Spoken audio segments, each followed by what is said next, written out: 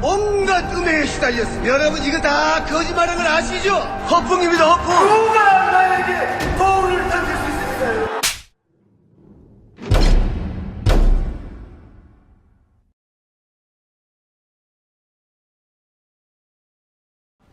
카카 배웅방송 다스베이다 제 12회 시작하겠습니다. 자, 중년 주진우. 안녕하세요. 주진우 기자입니다. 네. 그리고 홀쭉 김용민입니다.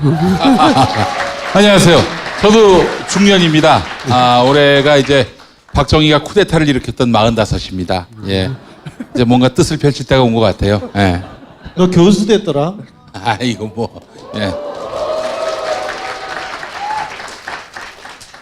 감사합니다. 예. 감사합니다. 자, 그럼 우리 연설부터 듣고 합시다. 안녕하십니까. 거지같이 살다가 부자가 되기 위해서 족같은 짓을 하고는 좀 많이 명박이가 인사를 드리게 되었습니다. 국민 여러분, 명박이가 저를 맞이하는 게 아닌가 하는 생각하고 있는 걸로 알고 있습니다. 그러나 다스라는 회사의 실제 주인은 명박이가 아니라 아들의 것이고 아들을 위한 조직으로 새롭게 태어났습니다.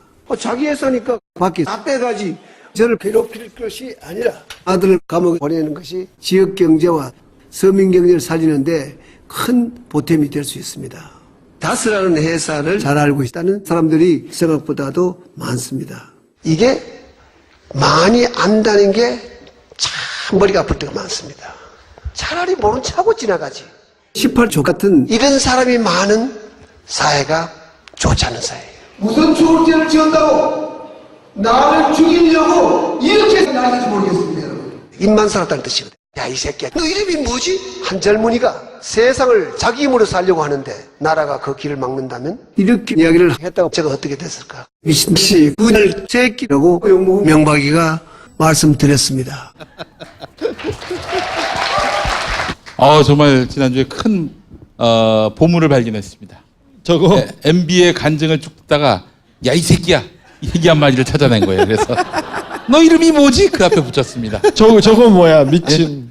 미친 씨부랄 새끼. 요거 미친 이게 뭐 우리 경제에 악영향을 미친해서 미친을 따고 저거는 씨불알 이걸 이제 하나씩 빼가지고 붙인 거고. 예, 새끼는 그 삼시세끼 못 먹었다고 새끼.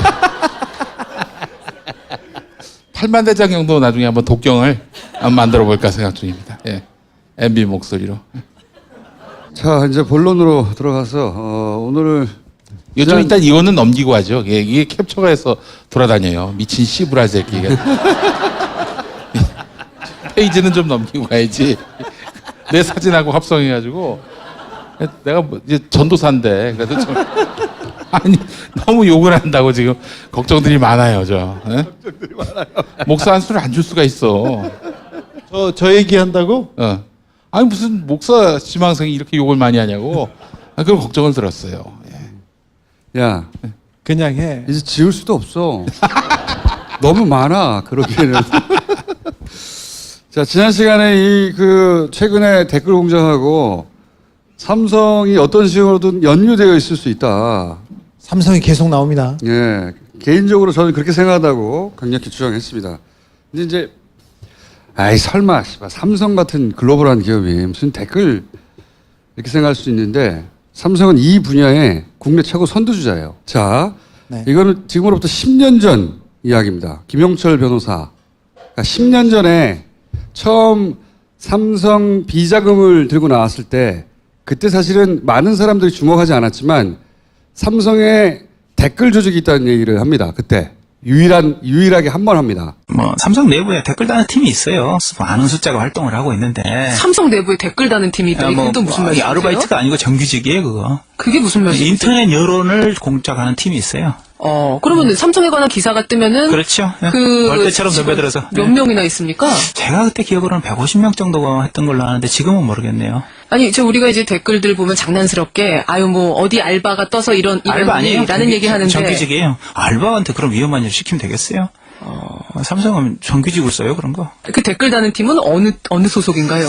제가 지휘야 뭐 장충기인가 하는 사람이 지금 뭐 그쪽에서 할 거고 SDS 쪽 소속은 잘 모르겠어요. 그러면 이게 삼성의 소속은 삼성이라는 게 여러 개 50개 60개 회사가 아니에요. 그게 단일한 회사로 운영되니까. 자, 이게 10년 전에 했던 얘기예요. 10년 전에. 국정원은 예산을 받잖아요. 인력도 한정됩니다. 그리고 어쨌든 보고를 하게 돼 있어요. 그렇잖아요. 문서가 남고 결국 이제 정권이 바뀌고 나서 들켰죠. 근데 10년 전에 이미 그 정규직을 두고 돈도 있고 인력도 있고 정보도 있고 기술도 있고 다 있어요. 최고 수준인데 그때도 수사가 안 됐고 정권이 교체돼도 잡히지 않습니다. 여기는. 잘 생각해 보십시오. 가장 가고 싶어 하는 회사 삼성, 가장 존경하는 사람 이건희 항상 나옵니다. 삼성이 수사를 받으면 국가 경제에 미치는 영향을 생각해라. 그런 댓글이 계속 달리지 않습니까? 그런 여론, 그런 이미지를 만들기 위해서 삼성은 그때부터 노력했습니다. 10년 전에 이미 조직이 갖춰져 있었고 그랬다는 얘기는 그 이전부터 했었다는 얘기죠. 네. 이거는 딱 한 번 인터뷰가 이렇게 등장하고 네. 후속 기사나 관련 기사가 전혀 없어요. 유일한 내용입니다. 그때는 김영철 변호사가 얘기했던 내용이 너무 많은 폭발적인 사안들이 많았는데 이거는 지나갔죠. 근데 지금 이제 복귀해 보니 그러니까요. 국정원 댓글 공작 시발단이 터지고 나서야 그런 조직이 있을 수 있다는 생각을 하게 된 것이지 저 때는 생각을 못했단 말이에요. 근데 저 때는 이미 정규직으로 그렇게 있었다는 거예요. 150명이나. 네. 장충기 이름 나오죠? 네. 장충기가 이런 대관 업무, 이런 업무는 총괄했던 사람입니다. 관을 상대한다는데 관을 상대하는 게 아니라 관을 지휘하고 있어요. 아니 무슨 난 호를 대관하는 그런 업무를 담당한 줄 알았어. 예. 대관이라고 그래서. 예. 근데 이제 이 삼성 댓글 부대는 저 10년 전에 거론됐지만 이후에 국내에서 단 한 번도 거론된 적이 없어요. 하지만 해외에서는 2번 잡혀서 국제적 망신을 당합니다. 물론 또 국내에서는 보도된 적이 없어요. 국제적으로 뻗어가는 삼성입니다. 자, 근데 이제 저는 댓글 전문가로서 이 삼성과 국정원의 댓글 공작이 어떤 연계가 있을까 예전부터 궁금했었어요. 근데 이제 잡힌 사건만 제가 좀 소개해 드릴게요. 국내에 거의 소개되지 않은 건데, 자, 삼성이 대만에서 댓글 공작을 하다가 아주 된통 잡힌 적이 한 번 있어요. 이게 2013년입니다. 2013년. 그러니까 오래 안 됐죠. 이 대만의 한 해커가 사이트를 개설해서 여기 문서를 빼내서 폭로하면서 시작됐어요. 이게 뭐냐면 목적은 삼성전자를 띄우고 그 대만의 휴대폰 회사 있잖아요. HTC라고 있어요. 경쟁사죠. 거기를 비방하는 거예요. 네, 거기를 비방하는 건데 어떤 식으로 했냐? 뭐 똑같아요. 우리나라하고 인터넷 유명 커뮤니티가 있을 거 아닙니까? 거기도. 거기 가서 댓글 공작을 하는 건데 이 댓글 공작을 결국 대만의 공평교육위원회라고 있어요. 우리의 공정거래위원회 공정위 같은데. 정도 되는 거죠. 거기서 수사를 해서 결국 발표를 합니다. 처음에 해커의 폭로로 시작돼서 결국은 그 공식적으로 발표를 해요. 근데 여기서 내용을 보면 삼성은 직접 나서는 법이 없어요. 일단 삼성의 대만 자회사가 펑타이라고 있어요. 펑타이 고문유한공사라고 하는 회사가 있는데 거기를 중간에 끼고 또 그 밑에 또 제하청 회사를 또 낍니다. 항상 이런 구조로 다른 데서도 움직여요. 그래서 잡히면 삼성은 모른다 그럽니다. 자기가 안 그랬다고. 근데 여기서는 아주 제대로 잡혔는데 이 그림을 보시면 내용이 뭐냐면 이거는 그 대만의 공정위에 해당되는 그 공평교육위에서 발표한 거를 번역한 거예요. 요 그림을 거기서 만든 거예요. 내용을 보면 간단해요. 삼성은 컨트롤 타워를 하는 겁니다. 그리고 펑타이가 실무를 해요. 이 펑타이에서 뭐를 하냐면 일단 정직원으로 자기들 댓글 대는 조직이 있고 그 다음에 여기서 고용한 알바가 있고 여기서 고용한 블로거가 있고 전문가가 있고 이렇게 펑타이가 직접 관리하는 인력이 있고 그 다음에 이제 그 아래에 향도 어리공사라고 하는 제하청 업체를 둡니다. 여기서는 일반 네티즌들을 고용을 해서 관리를 해요. 이렇게 이중으로 대리를 내세워요, 항상 삼성은. 왜냐하면 맨 끝에 일하는 애들이 잡혀도 모른다고 할 수 있잖아요, 이렇게 하면.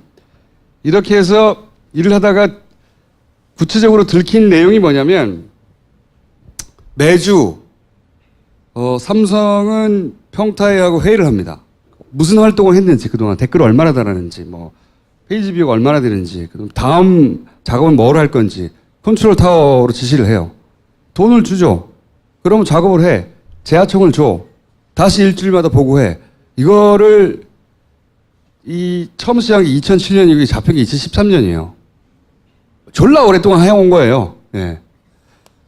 해온 건데 이제 요 다음 내용은 보고서예요. 보고서가 뭐냐면 이 펑타이라고 하는 중간 회사가 삼성에 보고하는 내용입니다. 보면 무슨 글들을 썼고, 그리고 그게 요 뭐 19,000건 페이지 뷰예요. 댓글이 몇 개 달렸고 뭐 이런 걸 쭉 펑타이가 작성한 문서를 삼성에 보고한 거예요. 그걸 이제 그 대만의 한 해커가 잡아내서 공개해버린 거죠, 인터넷상에. 우리나라에서는 보도 안 됐어요. 들어온 적 없잖아요, 여러분. 그렇죠? 굉장히 큰 사건인데 이 댓글 공작의 방식을 보면 이제 기본적으로 생각하는 뭐 가짜 리뷰 이런 거 다 있죠. 뭐 삼성 거를 띄우고 그 다음에 경쟁사과를 내리고 삼성의 하자가 있으면 그걸 막 옹호하고 이런 걸 충분히 생각할 수 있는데 국정원이 떠오르는 댓글 방식이 있어요. 예를 들어서 자기가 경쟁사 제품을 쓰는 사람이라고 해요. 삼성 게 아니라. 그런데 가짜 유저죠. 자기가 쓰고 있는 그 경쟁사 제품을 막 욕합니다. 그러면은 그 제품을 쓰고 있는 옹호하는 사람도 나타날 수 있잖아요. 그러면 그 사람을 굉장히 거칠게 인신공격을 해요. 그래서 그 제품의 유저들 안에서 내부 분열을 일으켜요. 그래서 그 안에서 단일한 대응을 못하게 만들어요. 이게 국정원이 진보 진영을 결혼하고 이간시킬 때 쓰는 방법이거든요. 똑같아. 또는 이거 굉장히 고급스러운 기법인데 제품을 홍보하는 게 아니에요. 제품을 홍보하는 게 아니라 혹은 상대 기업의 제품을 공격하는 게 아니에요. 상대 기업의 이미지를 실추시키는 작업을 해. 어떤 식으로 하느냐. 삼성이 이제 대만에 민소공원이 있는데 그걸 후원해서 삼성을 런던까지 가게 만들어줬는데 그런데 HTC, 대만의 이 회사는 인색하다. 돈도 안 쓴다. 그러면서 삼성은 훌륭한 기업인데 여기는 굉장히 돈에 이제 옹색하고 수전노 이런 이미지를 확 만드는 거예요. 엄청나게 그럴듯하게 굉장히 전문적으로. 근데 실제로 삼성이 응원한 건 핸드폰하고 PDA밖에 없었어요. 실제로는. 내용을 그렇게 만들어요. 이게 심리전단이 이 진보 진영 이미지 실추시키기 위해서 합성사진 하는 거랑 본질적으로 똑같은 거예요. 요런 작업들을 단순히 댓글 달고 우리 게 좋다, 저게 나쁘다고 하는 게 아니에요. 그것보다 훨씬 더 고도화된 심리전을 썼었다고, 삼성도. 삼성의 저런 행태를 보면은 국정원의 떠올라요. 행각이. 네. 진짜로 떠오를 정도로, 그러니까 상대방 진영에 들어가서 상대방 진영인 척 하면서 그 안에서 그 유저들끼리 서로 싸우게 만들거나 또는 그 유저들이 그 회사에 대해서 굉장히 나쁘게 생각하고 만드는 그 그룹 전체. 그래서 삼성의 제품을 공격하려고 해도 이쪽에서는 이쪽 진영 유저들이 나서질 못하는 거야. 내가 잘못 알고 있나? 이렇게. 내부자끼리 싸우게 만들고. 고도의 심리 전술이죠. 단순히 제품 좋다 하는 홍보 차원이 아니에요. 그런 작업들을 하다가 들킨 거야. 얘네가 제대로 완파 걸린 거야. 그래서 이제 그 대만 당국에서 벌금 때립니다. 3억 얼마 정도밖에 못 때려요. 근데 왜냐면 나온 게 몇 개 없었기 때문에 그 사람이 막 지우고 그랬을 거 아니야. 그런데 나중에 이 공평위의 자료를 보면 삼성은 들킨 이후에 이 일을 하던 회사를 바꿔요. 홍타일을 홍콩 성전내라고 하는 회사로 바꾸고, 그 다음에 재하청 업체는 브랜드 톨로지라는 회사로 바꿔. 그리고 나서 그 조직을 그대로 유지합니다. 그리고 나서 안 들켜요. 요 문서, 요 내용이 그 내용이에요. 그리고 나서 회사를 바꾸고. 뭐라고 써있어? 그러니까 내용이 뭐냐면 내가 말한 내용이야. 아닌데 무슨 이게. 여기 보면 브랜드 톨릿이 나오잖아. 어? 씨발. 쭉 읽어봐. 무슨 내용인지 잘 알 거야. 핵심이 그거야. 이 공평위 자료에 마지막에 보고서에 그런데 이 조직은 이렇게 바뀌었다. 그래서 그 마케팅 조직을 그대로 유지한다. 이렇게 써 있어요. 자, 다 이해했죠? 또 있어요. 미국에서도 들킨 사례가 있습니다. 미국에서도. 어떻게 다 들켰냐면 미국에 이제 유명한 스택 오버플로우라는 개발자 커뮤니티가 있어요. 개발자, 프로그래머들. 여기 한 개발자한테 FLLU라고 하는 그 마케팅 회사가 제안을 합니다. 500불 줄 테니까 글 좀 써줘. 근데 얘가 그 제안을 받고 돈 받고 쓰면 되는데 폭로를 해버린 거야. 나 이런 거 받았다고. 야, 글 하나 쓰고 500불 받으면 50만 원 받으면 좋잖아. 응? 근데 이 사람은 이게 뭔가 하고 폭로를 해버린 거예요. 폭로를 하면서 세금 신고한 건 아니고. 이 FLLU라는 회사한테 문의를 합니다. 너 이런 제안 받았는데 당신이 500달러 주고 이런 걸 쓴다고 하는데 주고받았을 거 아니야 처음에는 마치 할 것처럼. 그러면서 이 회사는 그 LA에 있는 그 한인 교포가 운영한 아주 작은 회사예요. 이게 이제 미국의 IT 그 업계에 소문이 나고 그 IT 전문지들이 막 쓰기 시작하니까 FLLU는 처음엔 우리는 삼성과 무관하다고 부인합니다. 전면적으로. 부인하는데 삼성과 무관하지 않다는 게 드러나요. 왜냐하면 이 회사가 일해주는 회사가 삼성의 마케팅 대행사였던 거야. 재하청이었던 거야, 얘가. 그 대만하고 똑같은 방식이었던 거예요. 대만의 재하청 회사가 걸린 거예요, 이번에는. 대만 케이스는 대만의 직접 제1하청 거기에 걸려가지고 털렸거든요. 여기는 그 삼성 대행사의 대행사가 걸린 거예요, 처음에. 500달러짜리로. 그러니까 거기서는 우린 모른다 그래. 근데 걔는 니네 누구를 위해서 일해? 그랬더니 삼성 마케팅 회사가 나온 거예요. 근데 이 삼성이 뭐라고 나오냐면 사과는 안 합니다. 사과는 안 하고 대신 이 FLLU 이 회사 재하청 회사를 비난해요. 삼성이. 네, 비난. 우리 삼성의 투명한 정책에 어긋나는 부도덕한 짓을 했다고 막 비난합니다. 꼬리 자르기를. FLU는 사과문을 써요. 삼성이 안 시켰는데 우리가 이렇게 했다고 죄송하다고. 그렇게 삼성 이게 똑같은 일이 벌어진 거예요. 대만에서 잡히고 미국에서 잡힌 거예요. 거의 두세 달 차이로. 미국에서는 빠져나갑니다. 물론 미국 IT 업계에서는 아무도 믿지 않죠. 하지만 미국 IT 업계에서만 화제가 되고 한국에서는 안 알려졌죠. 그 김영철 변호사의 폭로에서도 알 수 있듯이 삼성은 아주 오래전부터 국정원 이전에 이미 전문가였어요. 기본적으로. 그러나 참 이해가 안 되는 게 한국에서는 언론들을 다 구워 삶아서 삼성 비난하는 기사가 거의 하나도 안 나오는 한에 왜 댓글까지 관리하는지 모르겠네요. 삼성은 모든 걸 관리해야 한다는 강박이 있어요. 기본적으로 보면. 신문 기사가 나고 신문 기사에 달리는 댓글과 여론 전체를 다 관리하는. 근데 왜 우린 관리를 안 하지? 관리해 주시기 바라겠습니다. 전 좀 쌉니다. 야, 너 얼마면 돼, 너는? 나도 50만 원만 줘. 야, 글 하나에 50만 원이야? 예, 그렇지. 야, 너무 싸다, 야, 씨발. 한 끼 밥도 안 된다 너한테.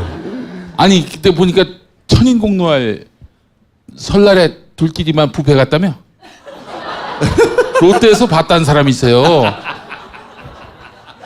내가 용인에 있어도 15분 만에 갈 수 있는데 말이야. 어? 이 사람들이 치졸해 진짜 이게. 아니 내가 딴 데 가면 내가 참는다. 뷔페를 그냥. 안 그래도 용민이 얘기했어요. 예, 얘기했었어요. 용민이 무슨 얘기냐면 용민이가 이제 지지난 총선 때 낙선을 하고 우리하고 연락이 안 되는 거예요. 집에서 안 나오는 거야. 그래가지고 나랑 진우가 찾아갔어요. 집을 찾아가지고 막 누워가지고 뭐 무슨 말을 해도 안 움직이는 거야. 야 나가자 뭐 어쩌고 해도 괜찮아 안 움직이는 거야. 계속 들어놓았는데 고개를 돌리고 네. 괜찮아요 형. 싫어요 안 가요. 계속 그러더라고. 그래서 내가 가만 쳐다보다가 용민아 한마디 해서 한마디. 뷔페 가자. 그랬더니 용민이가 누워있다가 갑자기 부패요? 뭐 이렇게 하면 다른 건 다 참아도 지들끼리 부패 처먹으러 간 거는 내가 그 용납을 할 수가 없어요, 내가. 아니 설날 당일 설 당일이어서 갑자기 그리고 없다고 생각했어 네가. 내가 왜 없어? 없어도 부패 있으면 무덤에서도 일어나요, 내가. 그 어떤 말을 해도 안 움직이다가 얼마나 부패 그러니까 쓱. 그 길로 부패로 같이 달려가지고 자 그런 일이 있었고요. 그러니까 삼성한테는 내가 계속 얘기했잖아요. 누가 하는지 모르겠다고. 근데 여기는 컨트롤 타워가 필요하고 자금이 필요하다고.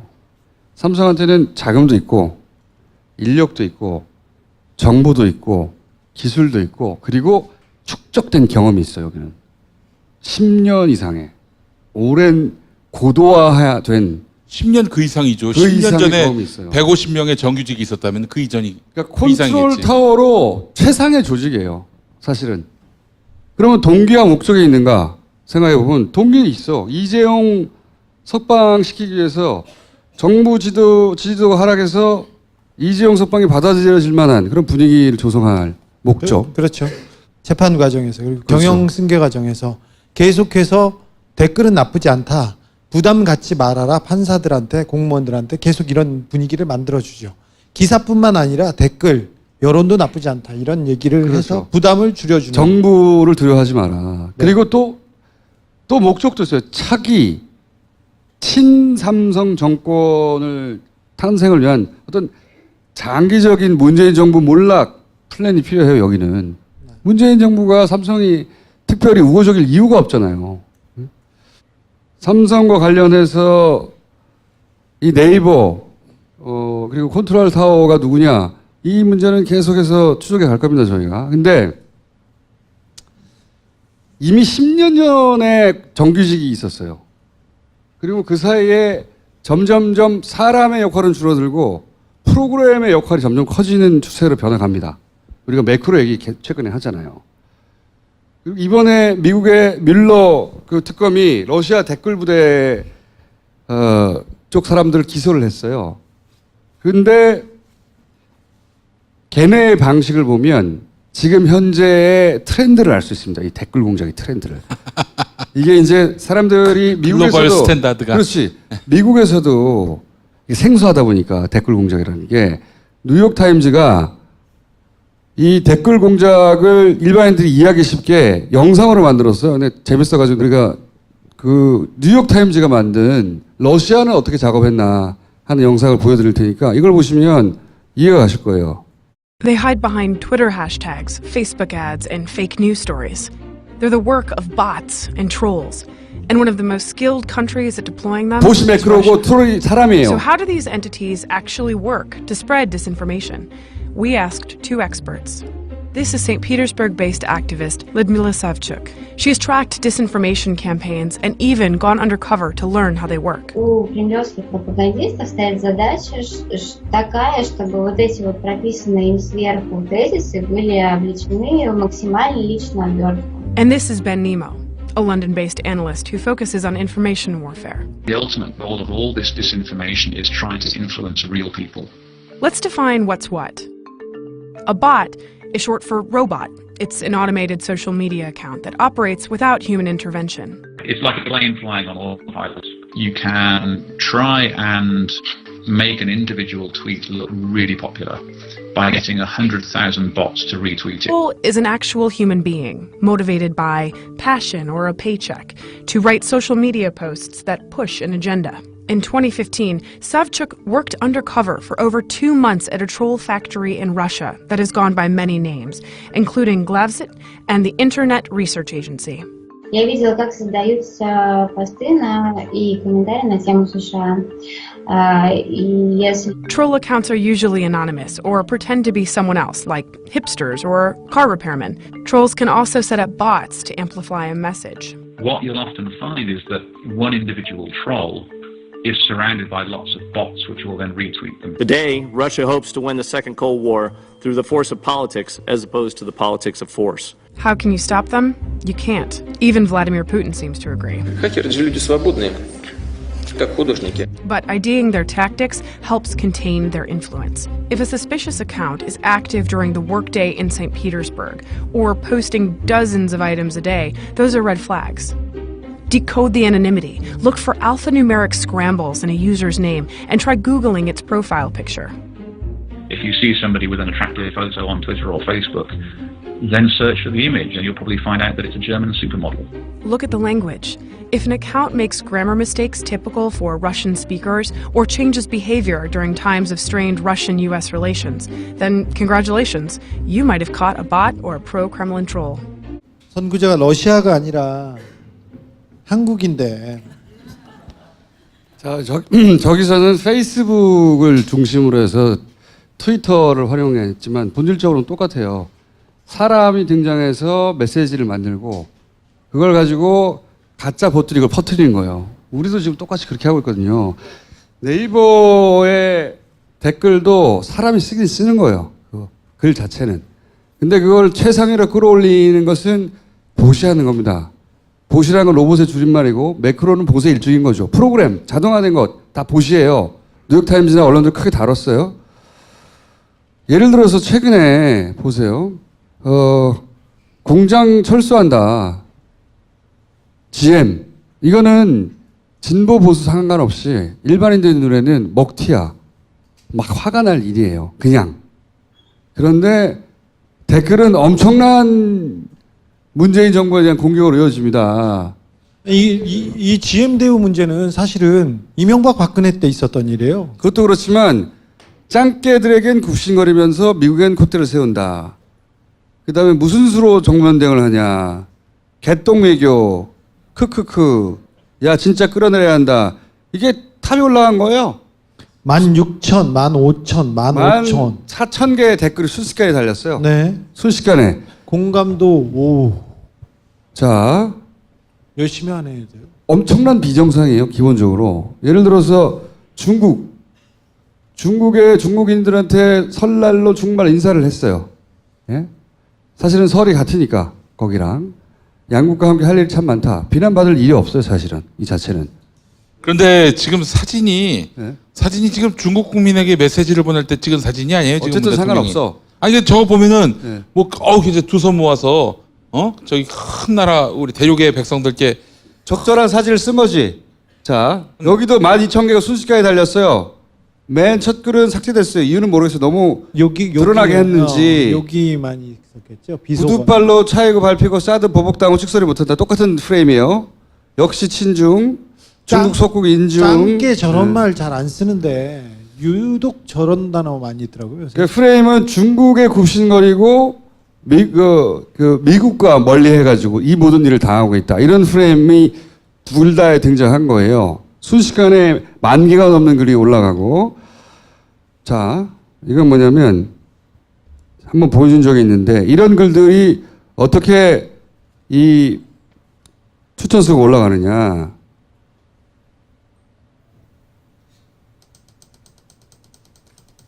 이제 손으로 해본 거예요. 엄청난 속도로 쭉 올라가요.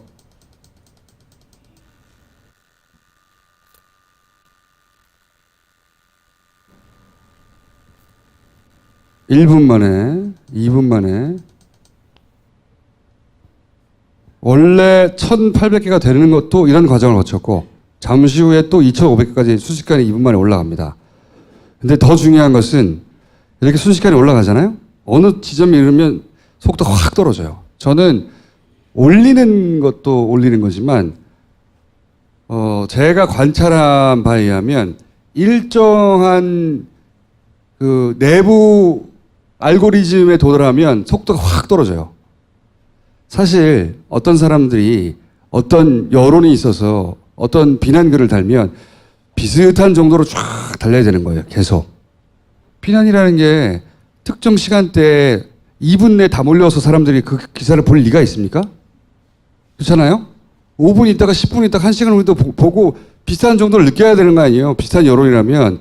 근데 이런 거는 확 올라갔다가 글이 추천수가 싹 안 올라가요.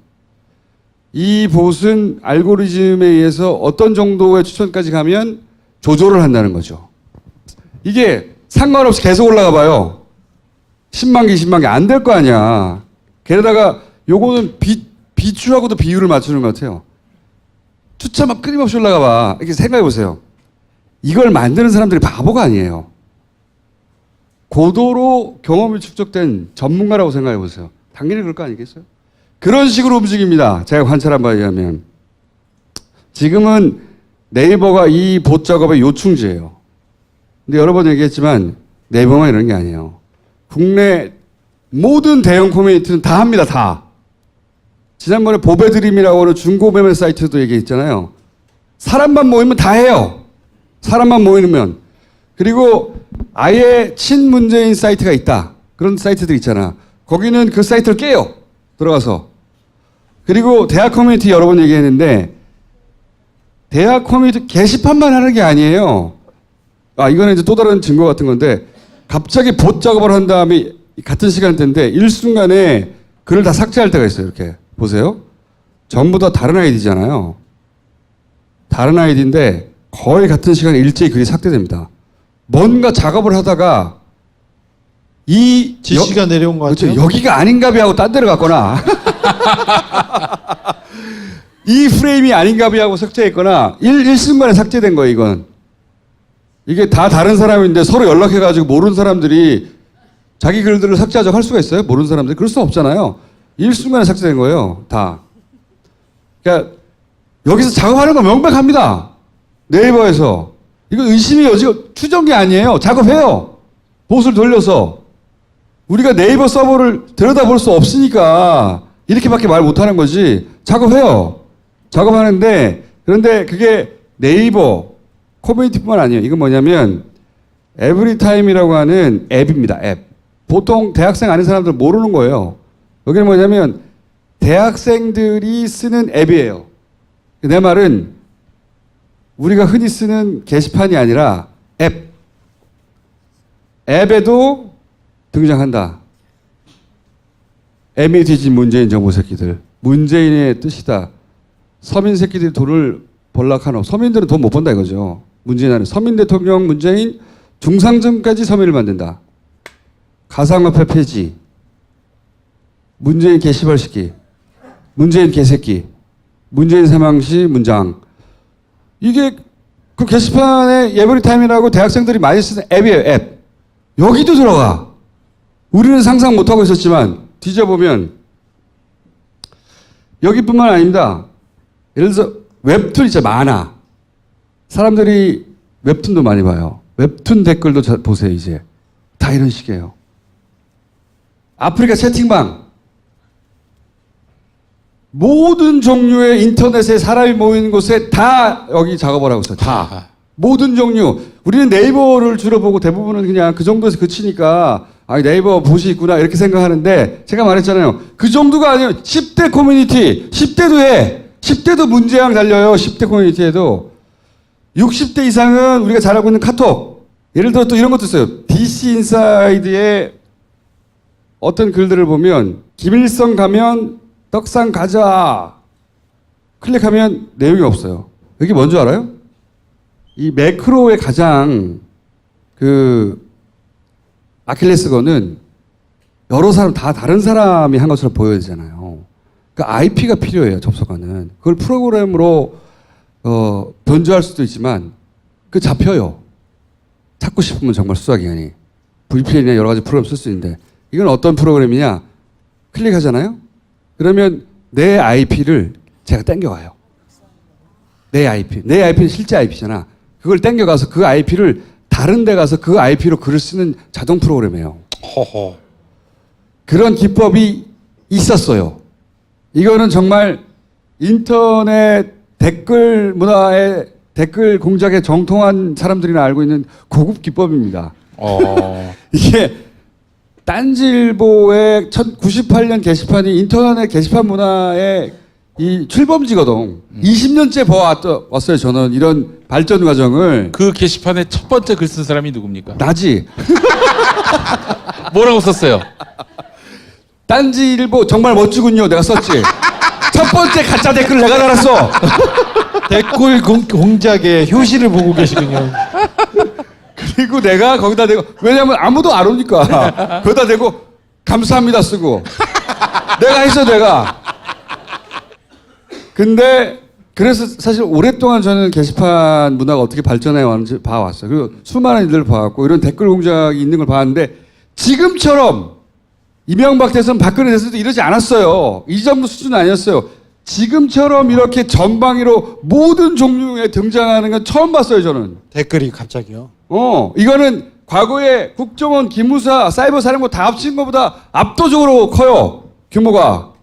2002년도에 대선에서 이해창 후보가 노무현 대통령한테 패했어요. 패하고 나서 갑자기 시민단체, 보수단체, 수구단체, 꼴통단체들이 우후죽순으로 생기기 급증하기 시작했죠. 네. 어버이의 날도 뭐 그 무렵에. 급히 만들기 시작했는데 왜 그럴까 할 정도로 시민단체를 만들기 시작했어요. 근데 지금 이번 대선 끝나고 나서는 이 댓글이 계속해서 퍼져나오고 있어요. 이거 좀 이상해요. 확실히. 이거는 국정원이나 저는 국정원은 아니라고 하거든요. 국정원을 하기에는 국정원은 예전에 정권을 풀로 밀어줄 때도 이런 규모까지는 못했어요. 이거는 자금을 얼마나 쓰는지 얼마나 규모로 움직이는지 모를 정도로 모든 규모와 모든 연령층에 사람이 모이기만 하면 다 합니다. 다. 네이버가 그 가장 잘 보이는 요충지일 뿐 다 해요. 다. 전통적인 방식 카톡 그 노년층 이 카톡 심각합니다. 거기 보면 지금 이제 노년층들이 받아보는 카톡 같은 거 제가 지금 하나 띄운 건데 고려 연방제 한다고 그래요. 고려 연방제 곧. 그다음 토지 소유권 곧 박탈한다 그러고 공산주의 체제로 간다 그러고 대기업은 국영화한다 그러고 그다음에 헌법에 공산인민주의를 쓸 거라고 하고. 아니 근데 이거 보내고 다른 사람한테 전달하고 전파하는 거 가짜 뉴스를 전파하는 것 자체가 범죄거든요. 그러니까 저런 사례는 하나를 잡아서 수사를 하면 되는데. 아니 그러니까 지금 뭘 하고 있는지도 이 모르겠어. 정부 여당이 댓글이 네이버에서 좀 불리하다 이 정도 수준으로 사태를 파악하면 큰일 납니다. 그렇지 않아요. 예를 들어서 문재앙이라는 키워드를 얘네가 밀고 있다는 얘기 계속 말씀드렸잖아요. 이거를 10대 유행어로 만들려고 하고 있어요. 얘네들은 10대들끼리 쓰는. 얘네들 몇 년 있으면 다음 대선에 나오는 거예요. 노무현 대통령과 관련해서 이 다 노무현 탓이다. 난 이거 그때 작업했다고 생각하거든요. 네, 네 맞습니다. 그 워딩 확실해요. 만들어냈거든요. 네. 지금은 그 중에 하나는 문재앙 프레임이에요. 그 중에 또 여러 가지 프레임을 시도해보는 거 보여요. 짱끼한테 고개 숙이는 프레임, 그 다음에 서민 대통령이라고 하면서 중산층을 서민 만든다. 이런 프레임. 문재앙, 최근에 가장 많이 밀고 있는 건 문재앙이에요. 재앙아 문재앙. 모든 연령층의 모든 종류의 커뮤니티에 달려요. 전 다 보거든요. 이 새끼 여기도 있나 저기도 있나? 어마어마한 양의 작업이 있어. 어마어마한 이 씨발 이게 더 돈 다 어디서 거 이거. 규모가 이거는 국정원이 할 수도 없고 자유한국당이 무슨 사이버 대응팀 같은 데서 할 수 있는 규모가 아니에요, 이건. 그래서 저는 계속 이게 누가 하는 건지 의심스럽다고 말씀드려왔는데 이재용 풀리고 나고 나서 씨발 삼성이야! 라고 저는 생각하고 있습니다. 저는. 나 혼자 이렇게 생각한다고! 저도 그렇게 생각하고 있습니다. 50만 원 주면 생각 안 그러니까 하겠습니다. 삼성이 너무 싸다, 너무 싸. 해외에서도 그랬는데 이게 쿠션 먹고 앞에 대리 세우잖아요. 직접 정직원이 움직인다고 생각하진 않아요. 네? 그러나 컨트롤 타워 역할 그리고 기술이나 자금의 지원 어떤 식의 어떤 연계가 있을 수 있다. 저는 그렇게 강력히 의심하고 있고요. 정경련에서 수구 단체들 보수 단체라고 할 수도 없는 진짜 폐륜 집단에게 돈을 보내서 집회를 하게 만들고 그 다음에 여론 공작을 나서게 했습니다. 전경련의 돈으로 그리고 기업체의 돈으로. 그 뒤에 삼성이 있습니다. 삼성이 조종하고 있고요. 그 오프라인의 단체들을 지난 정권 때 삼성이 돈을 주고 컨트롤한 건 맞단 말이죠. 네, 조금 나왔어요. 근데 온라인에서도 삼성이 공작하고 움직이고 있다는 내용에 대해서는 탐사기 엑스트레이트에서 제가 곧 공개하겠습니다. 그래 너도 장사해야지. 그거 못 들으신 분들은 이튿날 아침 김용민의 뉴스 브리핑에서 상세히 소개하고 있습니다. 예. 일단 네이버부터 먼저 잡으려고 우리가 노력하고 있는데. 아니 네이버 한성숙 대표가 기자회견을 했는데 댓글 체계를 바꾸겠다 이렇게 얘기했어요. 아니 글쎄 지금 바꿔도 또 거기 적응한 게 나오겠지. 네이버의 이혜진 그분 집안도 그렇고 그분 자체가 굉장히 보수라고 볼 수 없는 극보수예요. 극보수. 그래서 그 내용이 저런 사람들 그런 저런 공작들이 다 네이버에서 일어나는 것은 그냥 우연이 아닙니다. 네이버는 사실 매크로 작업을 모를 수가 없어요. 지금 모른 척하잖아. 모를 수가 없어요. 서버에서 일어나는 이거든요. 우리는 볼 수 없지만 자기들은 아주 많이 받아서 적극적으로 방치하고 있는 겁니다. 적극적으로 모를 수가 없다니까요. 방치가 아니라 어떻게 보면 그쪽으로 이렇게 관장하고 있다고 볼 수도 있어요. 조장하고 있는 면도 네. 있고. 네이버의 제보자가 나와줘야 됩니다. 네. 제보 띄워주세요. 제보. 지난주부터 지난 방송부터 제보 기능을 넣었어요. 많은 제보가 오고 있습니다. 유튜브에서는 안 되고 이 파티 따라서 누르면 중간에 아무도 안 보고 다이렉트로 날라오는 제보. 원래는 뭐 누군가를 거쳐야 되잖아. 다이렉트로 날라와요. 다이렉트로. 제보. 특히 네이버 내부의 제보자가 굉장히 중요한 것이 네이버의 서버를 우리가 볼 수가 없잖아요. 현상은 보고 강력하게 추정하고 네. 그렇게 생각하지만 그 서버를 들여다보면 뻔히 안단 말이죠. 거기 엔지니어 다 있거든. 네이버는 굉장히 중요한 회사고 좋은 회사예요. 그래서 이런 댓글 공작, 이런 악명, 오명에서 빨리 벗어나서 일반적인 기업 활동을 하게 만들어줘야죠. 그리고 일부 몇 사람이 이런데 관여하고 조작에 참여하고 있다고 보는데 그 사람들을 빨리 정리해야 네이버 온전에 온전한 그 기업 활동으로 하게 보내줘야죠. 자, 지금 한성수 사장님 지켜보고 있습니다. 이분은 모를 수 없다고 좀 봐요. 예. 개인적으로는 그렇게 추정합니다. 예. 나는 그렇게 생각한다고 나는. 자, 지금 이 카톡도 그렇고요. 카톡은 우리한테는 웃기지만 7, 80대한테는 안 웃겨요. 우리한테는 뭐야 이게 고리언방제 먹히지 않잖아요. 우리한테 안 먹히니까 우리한테 안 보내는 거예요. 아니 이제 저런 유언비어나 저런 가짜뉴스 때려 잡아야 돼요. 빨리 이거. 잡아야죠. 빨리 정리해야 되는데 지금 별거 아니라고 생각하는데 미국의 트럼프를 당선시킨 게 백인 하층 계급한테 철저하게 파고 들었거든. 그때 이런 작업을 한 겁니다. 걔네들이 믿지 않을 수 없는 그게 지대한 영향을 줘요. 그렇게 무너뜨리고 있어요. 차근차근. 이걸 앞으로 4년 동안 계속한다고 생각해 보세요. 더더욱. 네. 지금 경찰, 검찰 저 가짜뉴스 놔두는 그 경찰, 검찰 직무유기하고 있는 거예요. 그 정부도 그렇고 정부 여당도 그렇고 정신 똑바로 차려야 돼요. 이거 만만한 일이 아닙니다. 가장 고도화된 경험이 축적된 곳이 우리나라예요. 실제로 이런 것에 관해서는. 러시아는 한 회사에서 하는 거예요. 지금. 글러셋이라고 부르기도 하는 한 회사에서 하는 거거든요. 영민아 안 되겠다. 시브랄. 그 좀 제대로 단속을 해야 되고 나는 댓글만이라도 국유화를 하는 게 어떨까? 댓글 국유화. 국유화를. 말도 안 돼. 그래서 그래서 일단 뭐 댓글을 쓰려면 공인인증서로 해가지고 액티브. 그렇지. 세금 내고. 그리고 또 저는 이제 하나의 아이디어 내고 싶은 게 이제 댓글을 쓸 때마다 아이디만 뜨는 게 아니라 지 아버지 사진도 같이 나오는 거예요. 그래서 지 아버지 얼굴에 먹칠을 하는 그런 짓을 할 수 없도록. 예. 좋은 방법이네. 예. 예.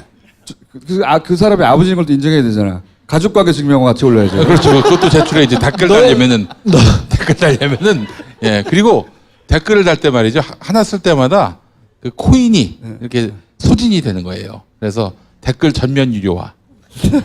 한 10번 쓰면 5,000원을 날려야 되는. 아마 삼성이 망할걸요. 그러면은 전 그렇게 생각을 하고 있습니다. 자, 카톡은요. 저희 아버지가 말씀하시기를 이 세대들에게 적중한대요. 저격한대요. 적중해. 이거 매일매일 와요. 매일매일. 이거 지금 심각하게 생각해야 돼. 진짜 정부 여당이 큰 사업들 프로젝트 또는 뭐 큰 정책 결정 이런 것만 신경 쓰고 있을 때가 아니에요. 그것도 해야 되지만 그걸 밑바닥부터 차근차근 무너뜨리고 있다고 진짜. 아니 지난 선거 말도 안 되는 거짓말로. 작년에 있었던 선거에서는 또 영향을 많이 미쳤어요. 저 카톡 뉴스가. 근데 그 지난 선거 5년 전 선거에서는 정말 크게 미쳤는데도 불구하고 아무런 정비가 안 됐습니다. 물론 박근혜 정권에서는 저 카톡뉴스, 가짜뉴스를 정비할 이유가 없었죠. 예. 근데 이제 새 시대가 왔고 이게 문제가 되고 있다는 것을 알면서도 처벌을 잘 안 하고 잡아야 돼. 초장에 잡아야 돼요. 초장. 이미 초장도 아니지만 존나게 고도화되고 존나게 대규모로 퍼져 있다니까. 만약에 이렇게 답답하네. 이런 비슷한 종류의 그 가짜 거짓을 만들어서 제가 다른 사람한테 문자로 보냈잖아요. 김어준이 보냈잖아요. 그러면 저희는 지난 정권에서 바로 구속이었어요. 바로. 여기도 공장이 있습니다. 글을 만들어내는 공장이 있고 그걸 퍼뜨리는 조직이 있고 풀어뜨리는 프로그램이 있고 돈을 내는 곳이 있고 그런 지시사항이 매일매일 브레인들에 의해서 나와요. 그 공장 중에 하나가 바로 보수 개신교인데 제가 조만간 이 보수 개신교를 이런 가짜 뉴스를 만들어내는 세력들을 일망타진하는 그런 단체를 하나 만들까 생각하고 있습니다. 단체 이름은 단체 이름은 시브랄 선교단. 예, 예. 시브랄바단.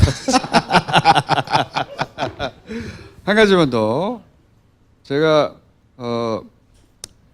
예언을 하나 할까 봐요. 예언. 이번에는 간만에. 이거는 이제 공작의 사고방식으로 사안을 바라봐야 보이는 뉴스인데 최근에 이제 미투 운동하고 그다음에 권력 혹은 위기에 의한 성범죄 이런 뉴스들이 엄청나게 많잖아요. 이걸 보면 미투 운동을 지지해야 되겠다.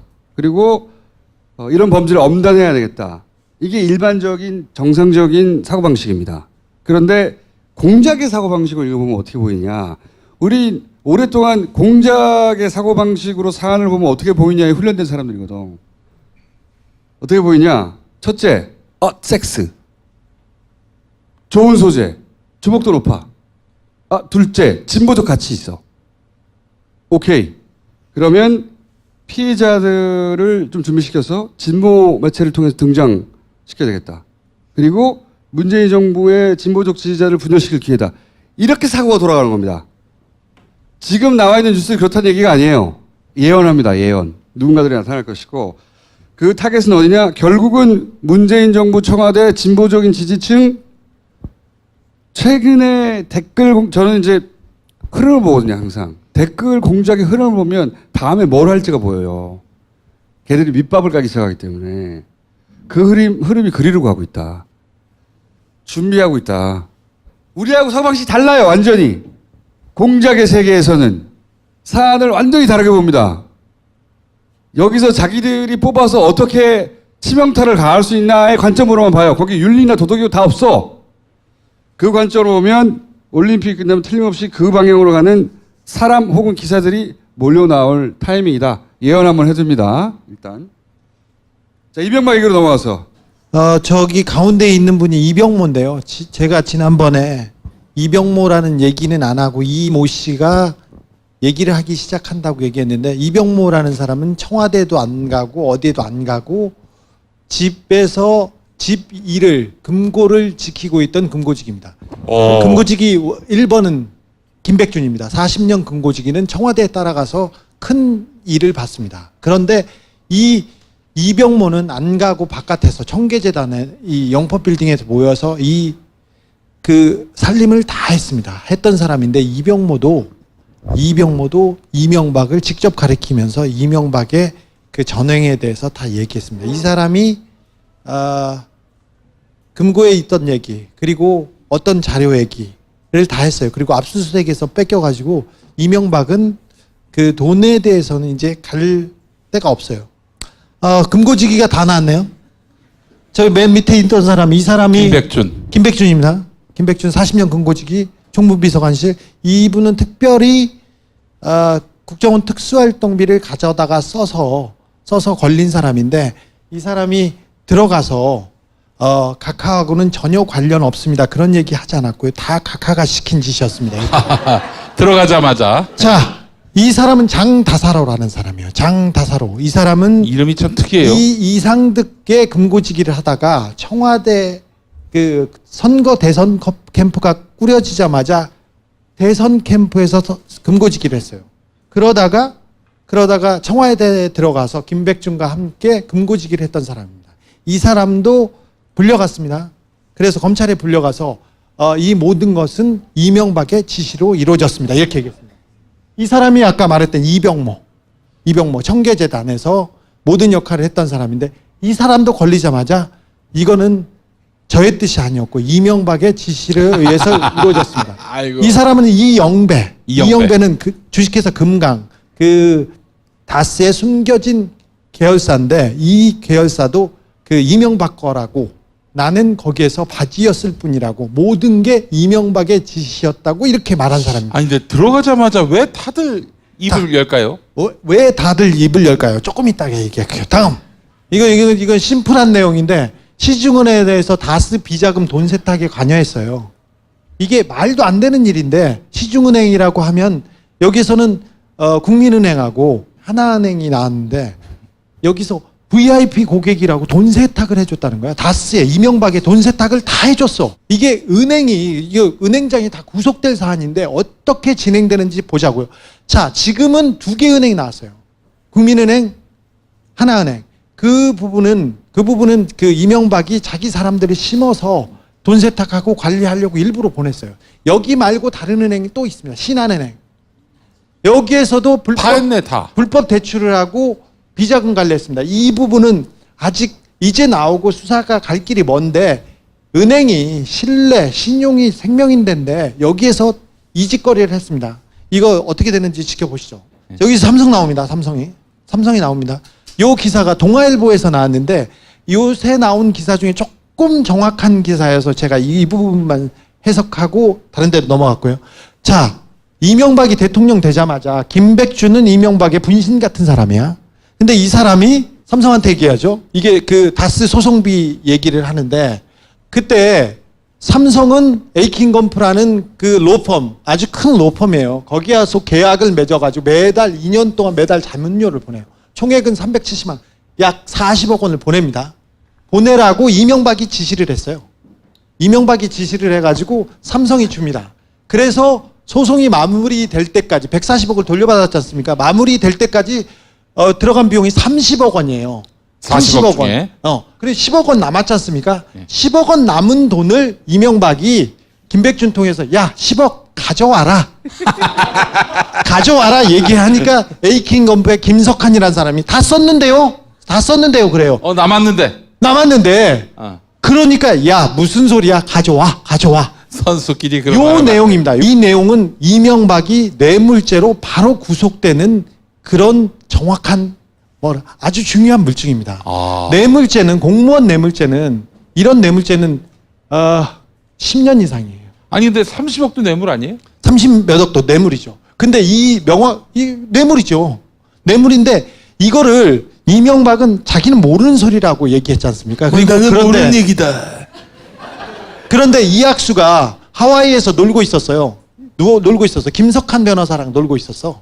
근데 놀고 있으면서 뭐라고 했냐면은 아니 이거는 우리 삼성은 이명박이 달라고 해서 줬다. 이렇게 얘기를 하고 그리고 다 이건희 회장의 지시였다. 거기까지 말을 맞췄어요. 말을 맞춰서 그러니까 많은 내용과 혐의가 있겠지만 싸게 막는 거죠. 가장 간단한 거. 대통령 사면. 그러니까 사면으로 싸게 똥 치려고 지금 하고 있지. 싸게 똥 치려고 얘기를 했어. 프레임은. 근데 이명박은 모르는 일이라고 얘기했는데 김백준이 다 이명박이 지시로 삼성한테 돈 받아오라고 했다. 이 얘기를 김백준이 얘기해놓고 있어요. 근데 그거보다 더 웃긴 거는 남은 거를 도로 가져오라는 거야. 그러니까 존경하지 않을 수 없잖아요. 이명박을 진짜 웃긴 거 뭔지 알아? 남은 거를 가져오라고 그랬는데 이학수가 그걸 안 된다고 그랬어. 네. 그랬더니 이명박 한 번 더 시켜 김백준한테 야 그럼 네가 미국 가서 도로 받아와. 이런 분이세요.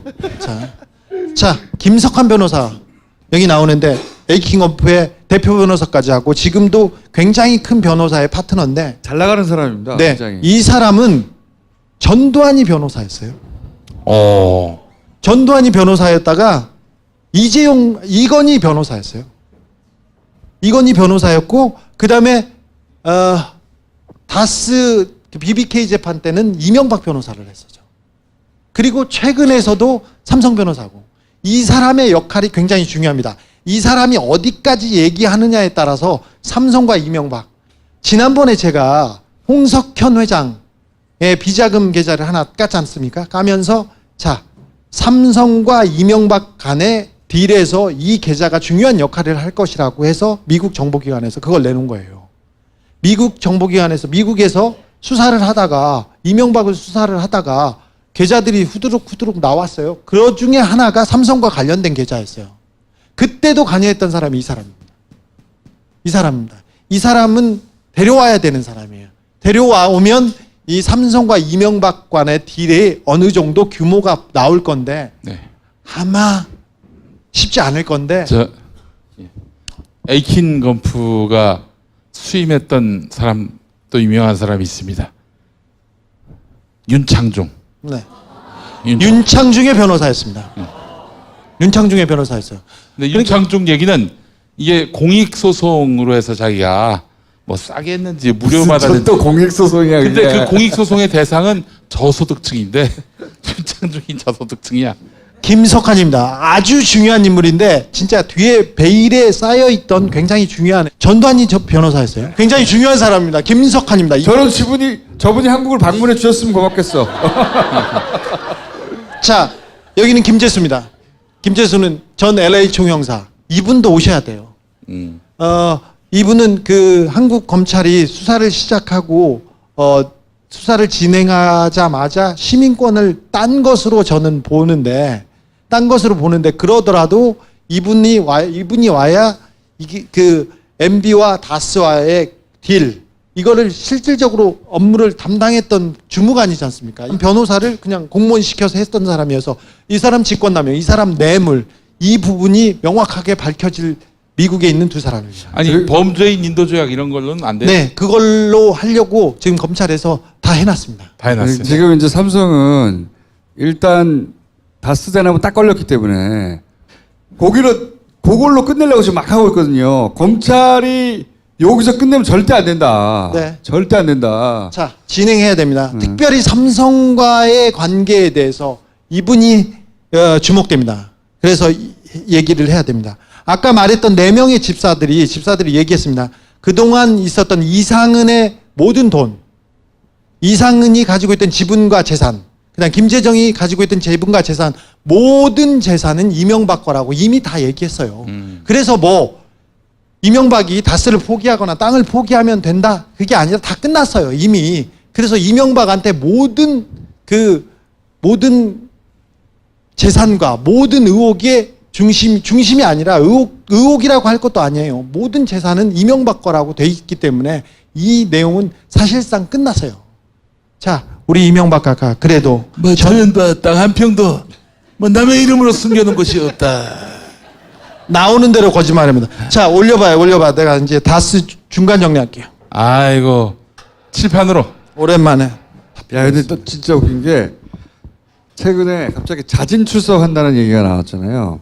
이게 예전에 박지원 대표가 써먹었던 수법이거든요. 그러니까 검찰에서 막 오라고 하는데 과거에 그 박지원 대표 안 나간다고 그러다가 어느 아침에 확 나가버린 거예요. 근데 검찰은 조서가 준비가 안 돼 있는 거야. 준비가 안 돼 있었어요. 그때는 그러니까. 수사가 안 돼 있었어요. 사실은. 그러니까 확 가가지고 불렀는데 왔어. 조사를 해야 돼. 조서가 준비 안 돼서 커피 막 대접하고 얘기하다가 안 될 것 같아 점심 때 보냈어요. 이 자진 출두의 그 뒤통수치기 이거는 박지원 대표가 성공시킨 아주 유명한 케이스예요. 검찰 엿먹인. 근데 자진 출두라고 말하는 자체가 이미 전략의 실패야. 그리고 저기 이명박 주변에서 가만히 앉아서 당하지 않겠다. 그러면 서서 당할 수밖에 없는 상황인데 자진 출두도 안 되는 게 뭐냐면 이미 검찰이 수사가 다 끝났어요. 그러니까. 그래서 1월 말에 너무 바보 같은 말이에요. 자진 출두. 1월 말에 이미 다스 수사는 거의 다 끝난 상태예요. 자, 여러 의혹이 있는데 자, 다스 하나에서 이명박이 3가지로 끝납니다. 다스에서 아까 김석환 변호사가 얘기했죠. 삼성에서 변호사비를 대납하고 강제로 대통령이 시켜서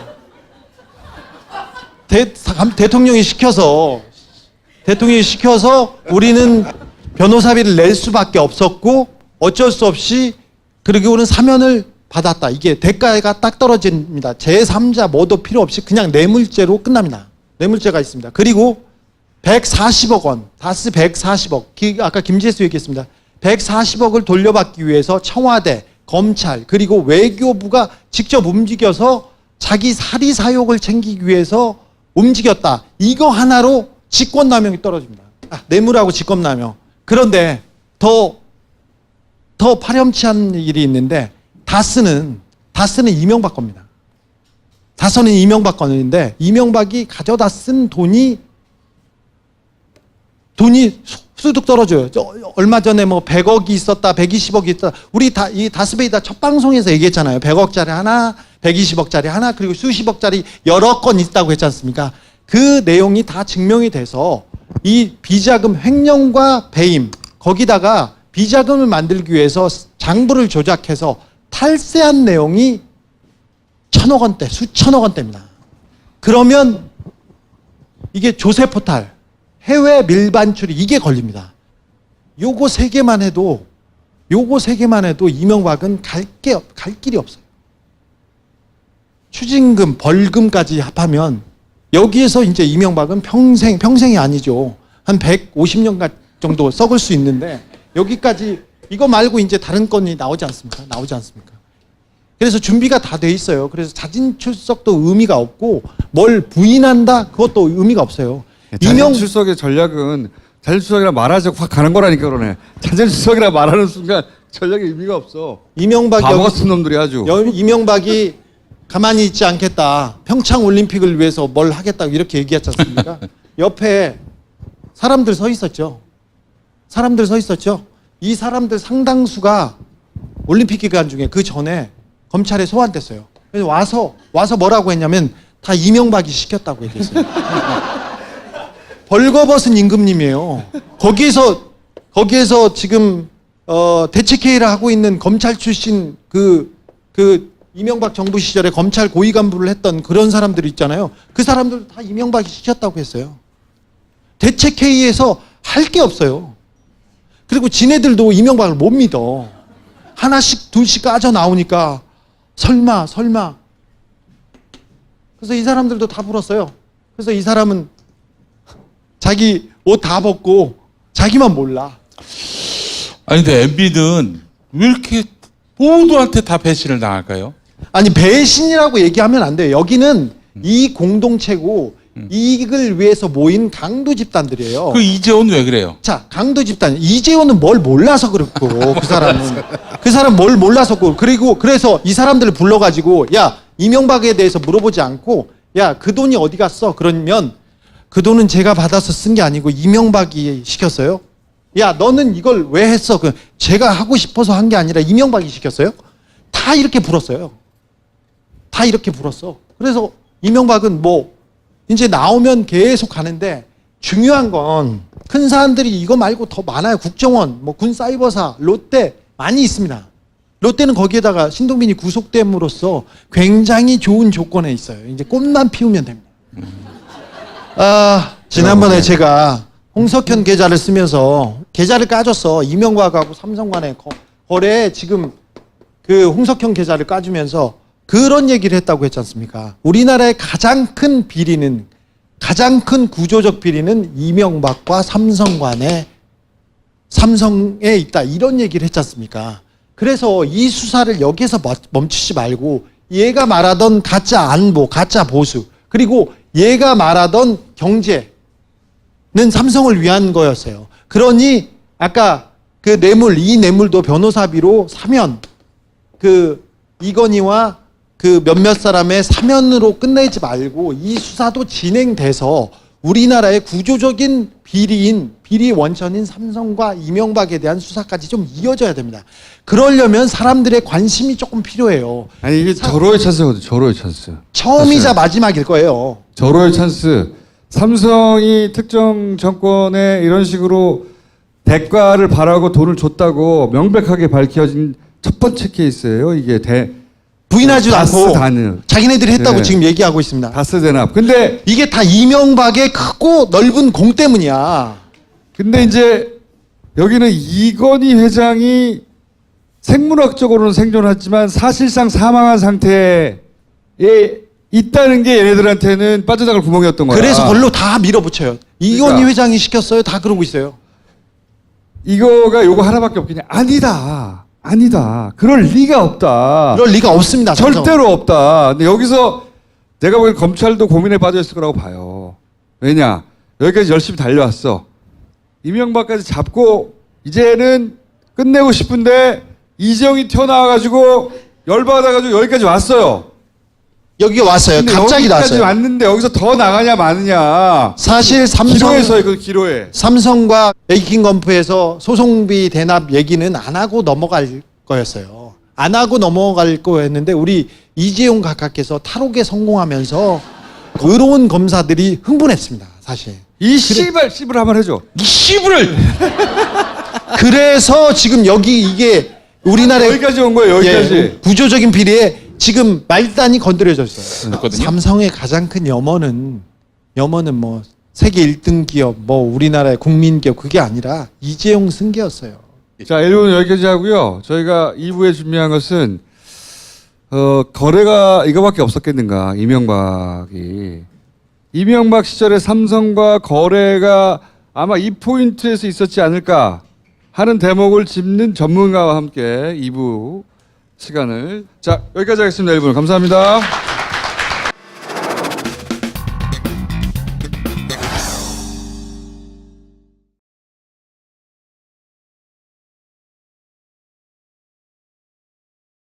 삼성과 박근혜가 주고받은 게 없다. 그래서 제3자 뇌물 무죄를 때렸죠. 네.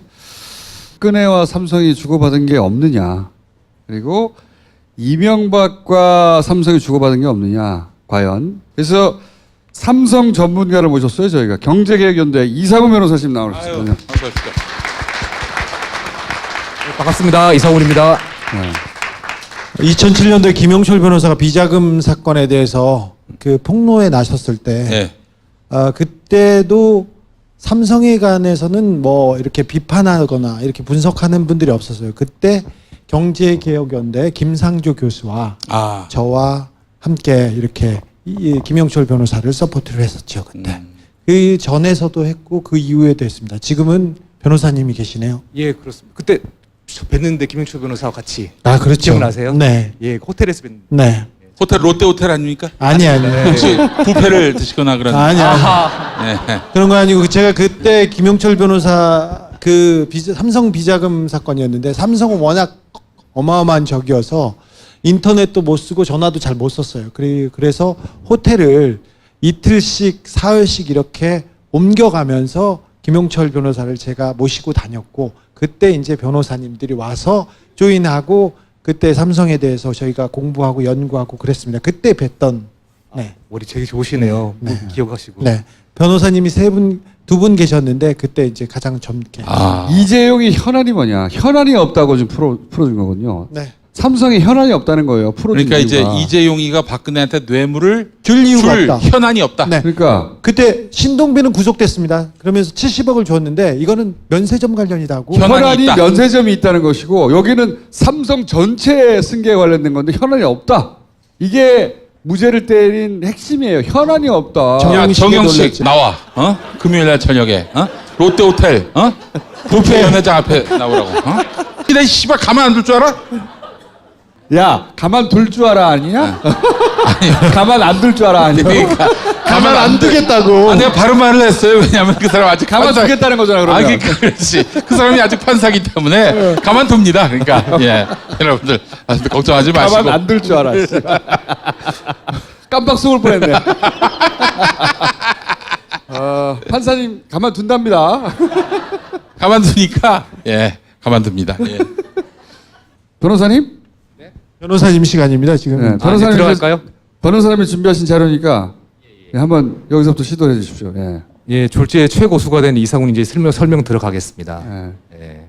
지금 그 이재용 재판이 난 다음에 굉장히 분노가 일어났는데 대부분 보면은 양형 문제를 많이 따져요.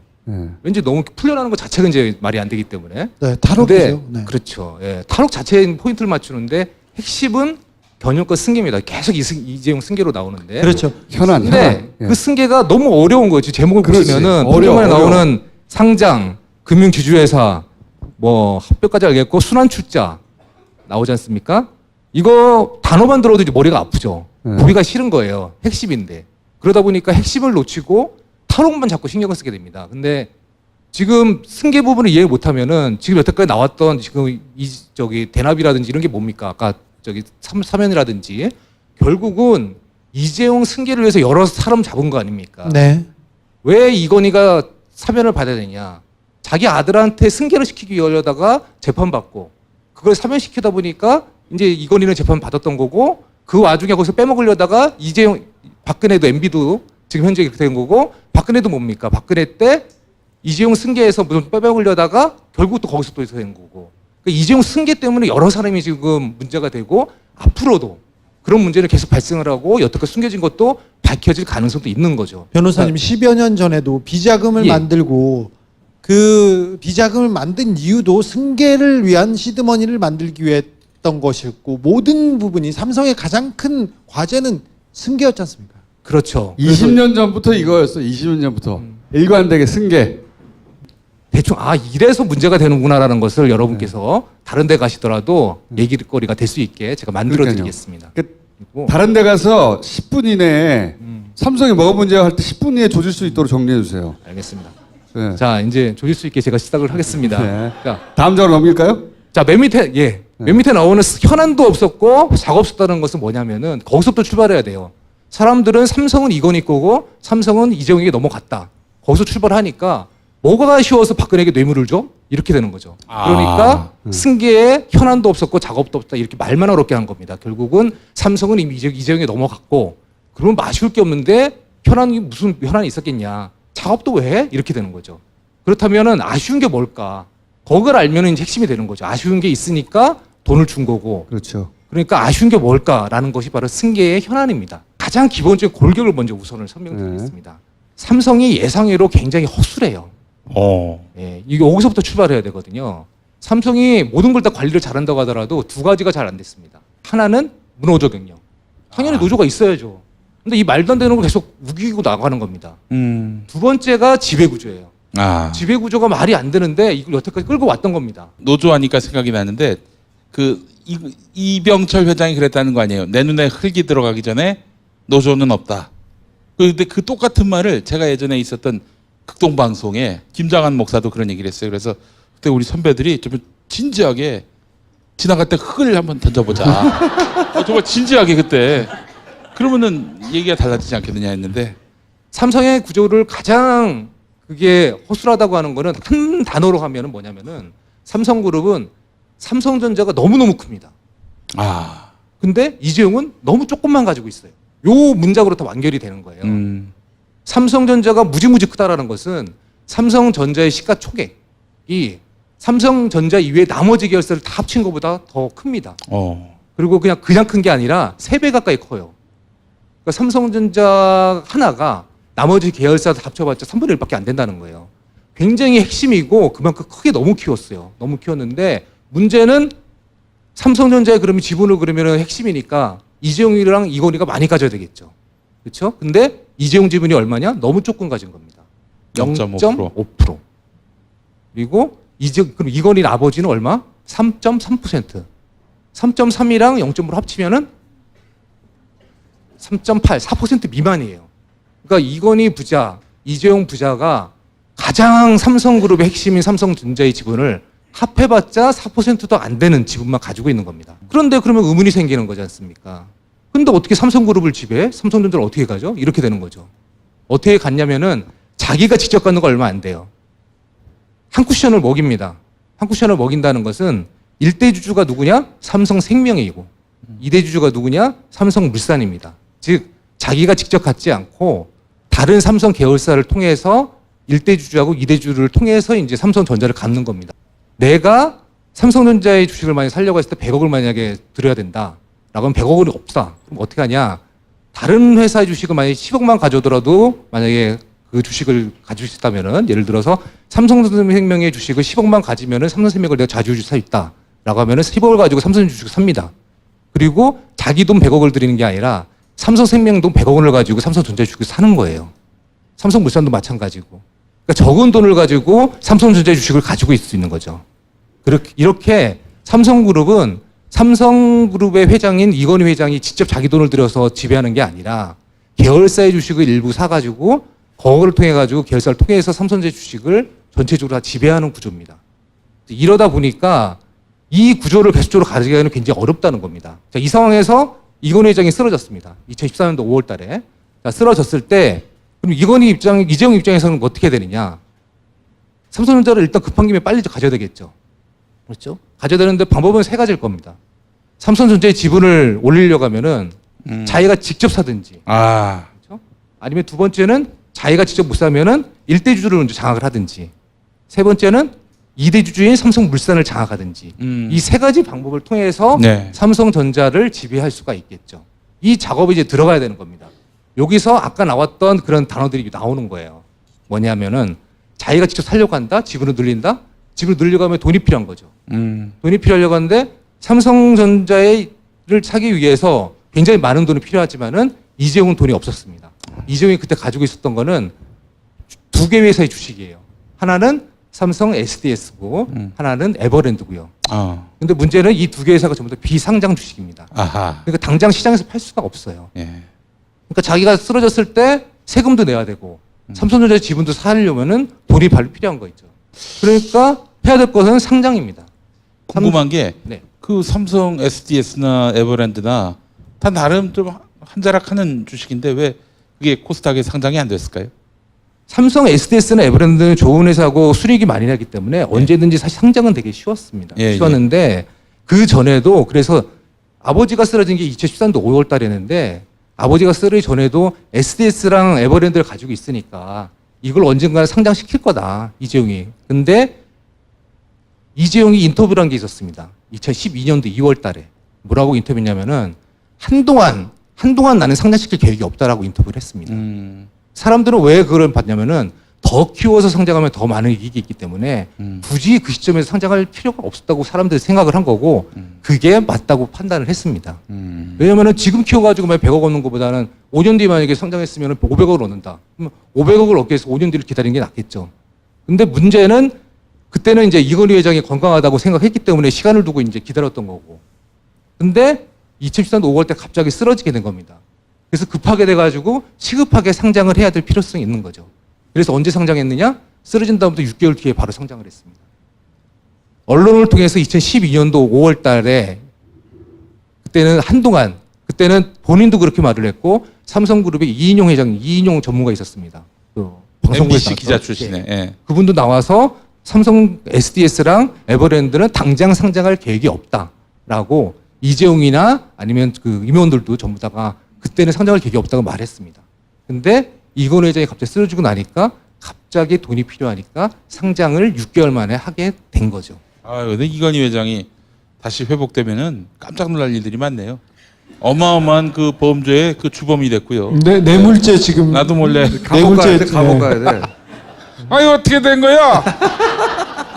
천지가 개벽했나? 적응 안 되시는 거죠 지금. 자, 일단 씹으라. 떨리네요. 그래서 지금 직접 사는 거 하나를 설명드렸고요. 두 번째는 이제 1대 주주는 아니라 계열사 중에서 1대라고만 치면은 삼성 3명을 장악을 해야 됩니다. 계열사 중에 1대 주주입니다. 네. 계열사 중에 1대 주주인 삼성을 장악하게 되는데 장악은 그냥 아버지의 주식을 받으면 돼요. 받으면 되는데 문제가 되는 건 뭐냐면은 받으려고 하니까 삼성그룹의 가장 큰 문제가 되는 것이 해결이 안 된다는 겁니다. 아까 말씀드렸던 것처럼 삼성전자가 너무 큰데 그것도 있지만 또 하나가 뭐냐면은 그 큰 그룹을 가장 큰 계열사 가장 많은 지분을 가지고 있는 삼성생명이 갖는 거는 금산분리 문제가 걸린다는 겁니다. 금산분리. 예. 금융과 산업은 분리해야 한다. 예, 금산분리 아닙니까? 예, 맞습니다. 삼성생명도 금융회사니까 요 삼성전자하고 이렇게 그 연계가 된다든지 합쳐진다든지 이러면 안 된다. 이게 금산분리 원칙인 그렇죠. 건데. 예. 근데 금산분리 원칙을 좀 이해하기가 되게 힘들어하세요, 사람분들이. 예. 조금만 약간 설명드리면은 지금 말씀하신 대로 금융기관과 그리고 일반 기업은 분리시켜야 된다는 건데 왜 분리를 시켜야 될까? 금융산업이라는 것은 다른 사람의 돈을 받아가지고 금고를 갖고 있는 겁니다. 타인의 제3자의 돈을 받은 금고예요. 두 가지로 이제 분리를 시켜놓을 필요성이 있습니다. 하나는 다른 사람의 돈을 금고에 마련했으니까 건드리지 말라고 하는 게 있습니다. 즉 일반 기업이 그 다른 사람의 돈을 가지고 있는 금융기관을 가져서는 안 되고, 두 번째는 그 돈으로 마찬가지로 그 금고에 나온 돈으로 다른 사람의 회사를 가져서는 안 된다는 겁니다. 왜냐하면 자기 돈으로 주식을 사야지 왜 다른 사람의 돈이 들어있는 금고를 가지고 사, 이거 되는 거죠. 고객 돈을 손대지 말라는 거예요, 한마디로. 예. 그런 거죠. 서로 손을 대지 말라는 거죠. 예. 그래서 나도 손을 안 대고 그 돈 가지고 다른 데 손을 대지 말라라고 하는 게 금산분리입니다. 예. 근데 그렇게 되면은 삼성생명이 삼성전자를 가진다? 삼성생명은 저 금융회사죠. 전자는 일반 회사죠. 말이 안 되잖아요. 그래서 삼성생명이 삼성전자 주식을 갖는다? 이건 문제가 있다라고 계속 지적을 했던 겁니다. 금산분리 원칙에 위배가 된다라고 했는데 그거를 계속 삼성그룹을 끌고 왔던 겁니다. 그래서 여러 차례 이게 위기가 있었어요. 삼성생명이 가지고 있는 삼성전자 주식 팔아야 된다. 팔 수밖에 없다라는 여러 가지 위기인데 아슬아슬하게 피해 나갔고요. 거기서 나온 것이 삼성은 법을 바꾼다는 원칙이 거기 나온 겁니다. 여러 차례 법을 예외 규정을 적어가면서 계속 빠져나왔던 거예요. 삼성만 적용되는 법들이 있어요. 다. 그 적용을 통해서 삼성생명이 금산분리 원칙을 피해왔어요. 삼성만 적용됐어요. 우리나라 법은 이렇게 가요. 이번 판결도 다 이렇게 가는데 삼성이 나오지 않습니까? 법이 이렇게 휘어집니다. 다 그렇습니다. 저 때도 그랬고요. 지금도 그렇습니다. 앞으로도 그럴 겁니다. 지금 바로 잡지 않으면. 자, 2번까지 왔습니다. 예, 이제 여기가 제일 어려운 고비인데 그러다 보니까 이재용 입장에서는 승계를 하려다 보면은 삼성생명을 장악해야 된다? 장악을 했는데 그때 옛날부터 계속 문제가 났던 것이 해결이 되지 않으면은 굉장히 불안하다는 겁니다. 그래서 이 문제를 해결하기 위해 여러 가지 작업이 필요했던 거고 그게 바로 판결문에 나왔던 금융지주회사 전환, 뭐 중간금융지주회사 뭐 이런 단어가 바로 그런 거예요. 그래서 이재용이 이거 인수 막 머리 굴리다가 시발 15번 했겠어요, 진짜. 왜 이렇게 이 일 복잡하게 허술하게 만들어가지고 일을. 아니, 이거 다 그쪽에 있는 대가리들이 해줘. 이재용 이런 머리를 굴릴 수가 없어. 걱정조차 안 했을까? 아니, 이제 잘 해결해 주길 걱정하고 있었겠지. 자기가 구체적으로 해결 방법을 찾아내는 게 아니라. 삼성이 허술하다는 걸 이제 이해할 수 있을 것 같습니다. 그렇죠. 그래서 이재용 입장에서는 아버지 때 이걸 해결했으면 자기가 편한 상황에서 승계를 받았을 텐데 아버지 때 이게 해결이 안 된 겁니다. 해결이 안 된 상황에서 자기가 받으려고 하니까 여러 가지 작업이 필요했던 거고 그게 판결문에 나왔던 요 어려운 단어들이고 요건 나중에 기회가 되면은 설명을 드리고 두 번째 문제가 바로 그런 거죠. 삼성생명을 장악을 하려고 하더라도 이 문제를 해결해야 될 필요성이 있었던 거죠. 승계를 하려면은. 그러면 두 번째 마지막으로 나와 있는 거 계열사 중에서 이대주주의 삼성물산 주식을 자기가 장악하려고 한다. 해야 되겠죠. 이 작업이 뭡니까? 그게 가장 많이 나왔던 그거죠. 합병.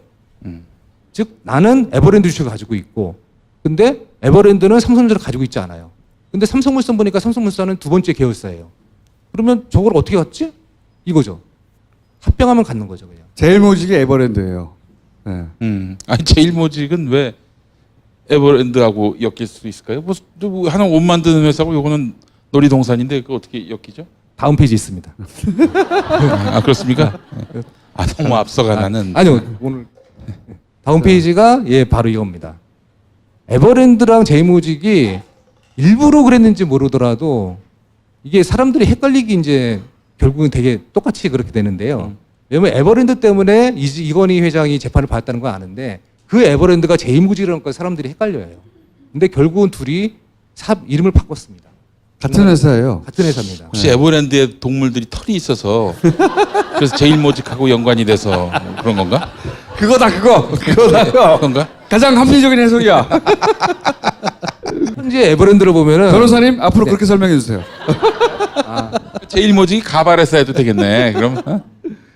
그래서 맨 마지막에 이제 에버랜드가 또 나오는데 에버랜드는 현재 제일모직이다라고 이제 생각을 하시면서 이치시키면 되거든요. 그래서 현재 제일모직을 보면은 거기 레저부가 이제 옛날에 에버랜드라고 봅니다. 그래서 제일모직 에버랜드 똑같은 건데 지금 이게 세 가지가 다예요. 그러니까 결국은 삼성전자를 중심으로 한 거를 이재용이 아버지가 쓰러졌어요. 쓰러진 다음에 자기가 가지고 있는 거 딱 보니까 삼성 SD 주식 그리고 에버랜드 주식 두 개가 딱 있는 거예요. 그건 두 개 가지고 근데 이거 가지고 살려고 하니까 너무 힘든 거예요. 그래서 이거를 가지고 어떻게 삼성전자를 중심으로 한 삼성그룹을 받지? 요 작업이 이제 승계 작업인 겁니다. 그래서 아까 나왔던 주식을 직접 살게 하는 방법, 그리고 계열사 1대 주주인 삼성생명을 장악할 때 문제점을 해결하고 2대 주주인 삼성물산을 이제 통하는 방법, 합병 이런 것이 전반적으로 다 이재용한테 필요했던 거죠. 그 가장 기본적인 거는 삼성그룹이 그렇게 꼼꼼하게 다 관리가 된 게 아니라 삼성전자를 중심으로 해서 그리고 삼성생명이라는 불완전한 금산분리 원칙이 위배되는 그런 상황 속에서 이러한 구조를 계속 끌고 왔던 것이 가장 큰 문제가 되는 겁니다. 그러한 문제를 해결하기 위해서 이재용 입장에서는 여기서 만약에 잘못되면 큰일 난다 라고 해서 결국 박근혜한테 뇌물을 줄 동기가 필요한 거죠. 허술했다고 보기보다는 이게 말이 안 되는 불가능한 일을 만들려고 해서 이렇게 허술해진 거 아닌가요? 그럴 수 있죠. 네. 억지로. 아예 법적으로는 안 되는 일인데 그렇죠. 그래서 법을 좀 미루고 조이고 이렇게 해서 틈을 다른 만들어낸 그룹들은 거잖아요. 금산분리 안 된다니까 그 법을 지켰거든요. 삼성만 그 법을 지키면 삼성 전체를 지배할 수가 없는 거예요. 그러니까 꾸역꾸역 예외적 상황을 만들어서 여기까지 왔고, 아까 말씀하신 3번 같은 경우에는 제가 좀 부연 설명을 하면 제일모직 에버랜드란 말이죠. 에버랜드 주식은 갖고 있는데 에버랜드는 삼성전자가 없으니까 삼성물산이 삼성전자를 가지고 있잖아요. 그러니까 둘을 합병해버린 거예요. 합병할 이유가 없는데. 그런데 합병하면서 제일모직의 주가는 굉장히 가치를 높게 책정하고, 그 다음에 삼성물산은 시장 가치보다 낮게 책정을 해가지고, 왜냐면 제일모직 주식을 가지고 있으니까 이재용이 그렇게 합병하는데 여기에 국민연금이 도움된 겁니다. 국민연금이 또 삼성물산의 주식을 가지고 있었죠. 그러니까 삼성물산은 생각해 보세요. 삼성물산의 주식을 가지고 있잖아요, 국민연금이. 근데 삼성물산의 가치를 낮게 책정하잖아요. 그러니까 국민연금은 반대해야 되잖아요. 왜 시장 가치보다 낮게 책정하냐고. 반대해야 정상인데 이거를 찬성한 거예요. 그래서 국민연금이 몇 천억이요? 국민연금이 공소장에 따지면 1,800억 그리고 3천억까지 되는 거 아니냐라는 주장이 있는 거죠. 3천억. 그러니까 국민연금은 자기가 3천억을 손해보는 이 합병에 동의할 이유가 없어요. 미쳤어. 근데 동의를 해줬다라고. 동의한 게 법적으로 문제가 있어서 국민 그 연금을 움직였던 기금운용본부장과 이사장. 그리고 이사장이 문영표. 구속됐어요. 그 사람은 그것 때문에 간 거예요, 감옥에. 잘못됐다고 구속됐는데 니네 왜 국민연금 3천억에 손해를 끼쳤어? 하고 네. 감옥에 보냈어. 그런데 정영식 판사는 잘못한 게 없대는데요. 이 씨부랄 진짜. 정영식, 널 용서하겠어.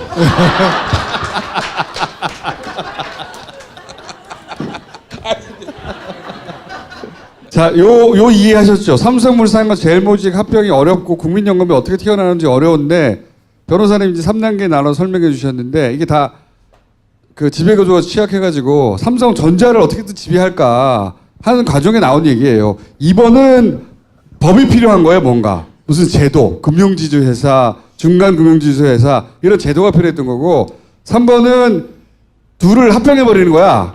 합병해버리는데 제일모직보다 삼성물산 훨씬 크거든요. 근데 삼성물산을 훨씬 작게 가치를 책정하고 제일모직 자기가 이재용이 가지고 있는 걸 크게 책정하는데 이게 그 국민연금이 삼성물산의 대주주니까 국민연금의 찬성이 필요하단 말이에요.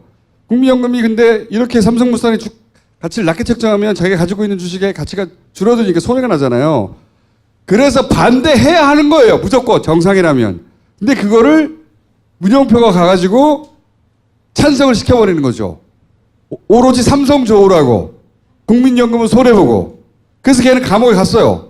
그런데 이게 아무도 안 시켰다는 거 아니야, 지금. 네. 할 이유가 없다.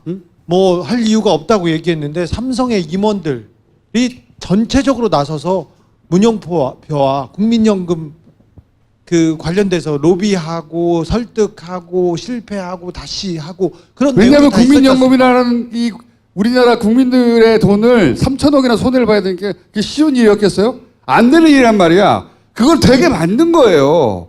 근데 억지로. 아무런 이유가 없대. 그런데 아무런 이유가 없다고 이재용이 빠져나온 거죠. 그런 일을 다 했는데 아무도 시킨 사람이 없이 문영표 혼자 미쳐가지고 한 거예요. 혼자 감옥에 가 있는 거예요, 지금. 아무 이유 없이. 미치고 환장을 노린 것이 문영표는. 그런데도 그 시킨 이재용은 빠져나온 게 얼마나 강력합니까? 말도 안 되는 거죠, 지금. 이재용은 그렇게 시킬 이유가 없다. 그 문영표는 지금 어떤 심정일까요? 족같지. 자기는 아무도 시키지 않았는데 혼자서 해버린 거야. 나만 또라이가 됐어 한마디로. 그 문영표의 판결을 그러니까 정상적인 이게 복잡해서 그렇지 이 내용을 알고 정상적인 사람이 보면 있을 수 없는 일이 벌어진 거 이정이 나온 것은 절대로 변호사님 그렇지 않습니까? 오죽하면 롯데가 얘기했지 않습니까? 무전유죄라고. 롯데도 재벌인데 씨발. 무전무죄라고. 무전무죄, 무전유죄를 롯데가 얘기했어요. 이게 말이 돼요? 이거에 비하면 롯데 면세점은 아무것도 아니에요. 여기에 비하면. 여기에 비하면 아무것도 아니에요, 정말. 귀여워. 아, 이거 참 이런 짓을 했는데 이런 짓을 했더니 이재용이 빠져나온 거예요. 변호사님이 이재용 빠져나온 거 보고 어떻게 생각하셨어요? 씨부랄이었다고 생각합니다. 예. 참 이재용 승계 때문에 이제 여러 사람 고생시켰는데 뭐 정작 당사자는 지금 이렇게 딱 빠져나오고 이게 말도 안 되는 겁니다. 다른 나라에서는 상상도 할 수 없는 일이고요. 우리나라에서도 이 내박을 조금만 알면 상상도 할 수 없는 일이에요. 말도 안 되는 거예요. 족같은 일이에요, 진짜. 지지난 시간에 저희가 열받아서 방방 뛴 게 내용을 보면 야, 이건 빠져나오는 게 말이 안 된다. 모두가 다 벌을 받는데 이재용은 벌을 받지 않아요. 주범인데 주범. 이재용을 위해서 모든 일이 벌어졌는데 아빠 거 아들한테 주려고 이 지랄을 했는데 아들이 빠져나온 거예요. 그리고 나서 뭐 달려라 하니 씨발 신문기사를 쓰고 그런 기사를 쓰는 경제지들은 이걸 누구보다 잘 이해하는 애들이에요. 이 사정을. 걔네들 전공이던 이게. 그런데 달려라 하니 하고 있는 거야. 야 경제신문 기자들. 저희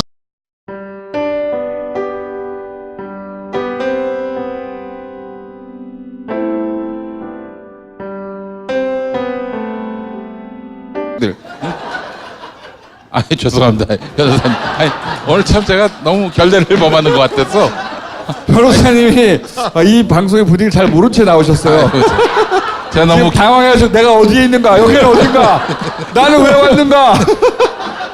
공청회 그런 데 가시는 분이거든요. 경제개혁연대 공청회, 국회 공청회 이런 데 가시는 분이에요. 그래도 용민아 계속해. 예. 제가 결례를 범해서 존나 죄송합니다.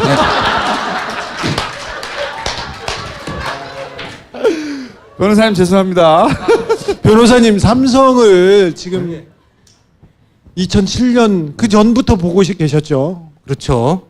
그러니까 와 10년 넘게 이렇게 삼성을 우리가 보고 있지 않습니까?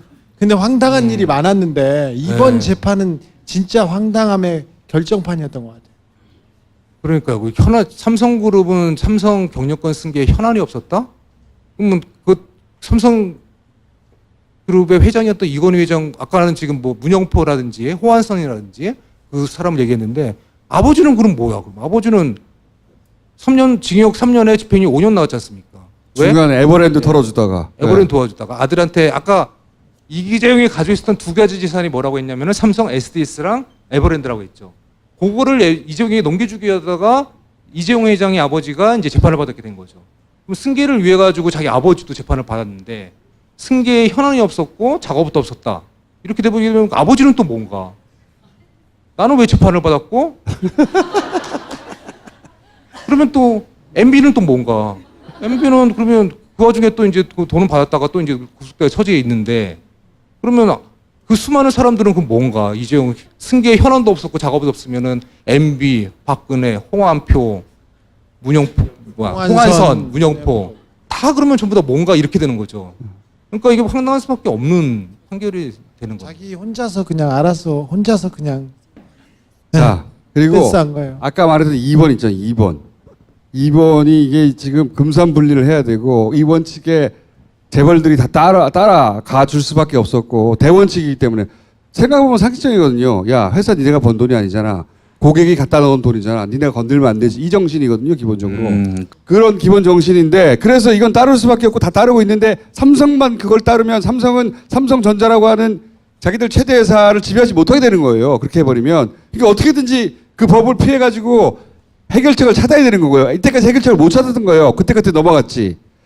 그래서 그걸 해결하려고 중간금융지주회사를 설립하는 매우 어렵고 복잡한 이해하기 힘든 방식의 해법을 생각해냅니다. 그죠? 예. 그게 조금 약간 부연 설명 지금 핵심인데요. 사실 이재용이 풀려 나갔다는 것에서 분노를 일으킨 게 아니라 삼성그룹이 핵심의 삼성전자를 자기 돈을 들여서 산 게 아니라 말씀하신 대로 국민들의 보험금이지 않습니까? 삼성생명이라는 게.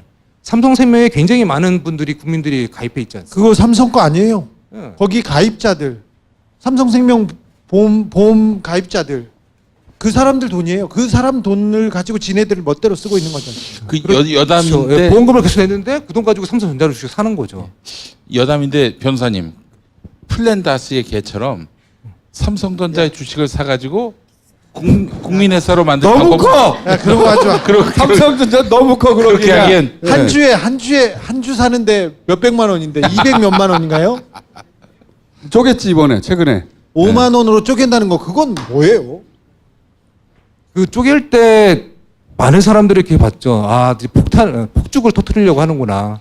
그때부터 이제 사람들은 주위에 있는 사람들 같은 경우는 작업 들어간다. 그렇죠. 네. 이게 주가를 떨어뜨려서 이재용한테 주가를 이렇게 떨어뜨린 게 넘기려고 아니라 쪼갠 거예요. 쪼갠 그래, 거. 주가를 쪼개서 이재용한테 승계를 완성시키기 위해서 지금 서두르는 거 아닌가요? 두 가지가 있는 거죠. 그런 것도 있고 또 하나는 그렇게 딱 이렇게 이제 액면 분할을 하게 되면은 주가가 이제 사람들은 주식 가진 사람은 이제 빨리 조그마한 가격으로 팔 수 있으니까 굉장히 그때 호응이 좋았거든요.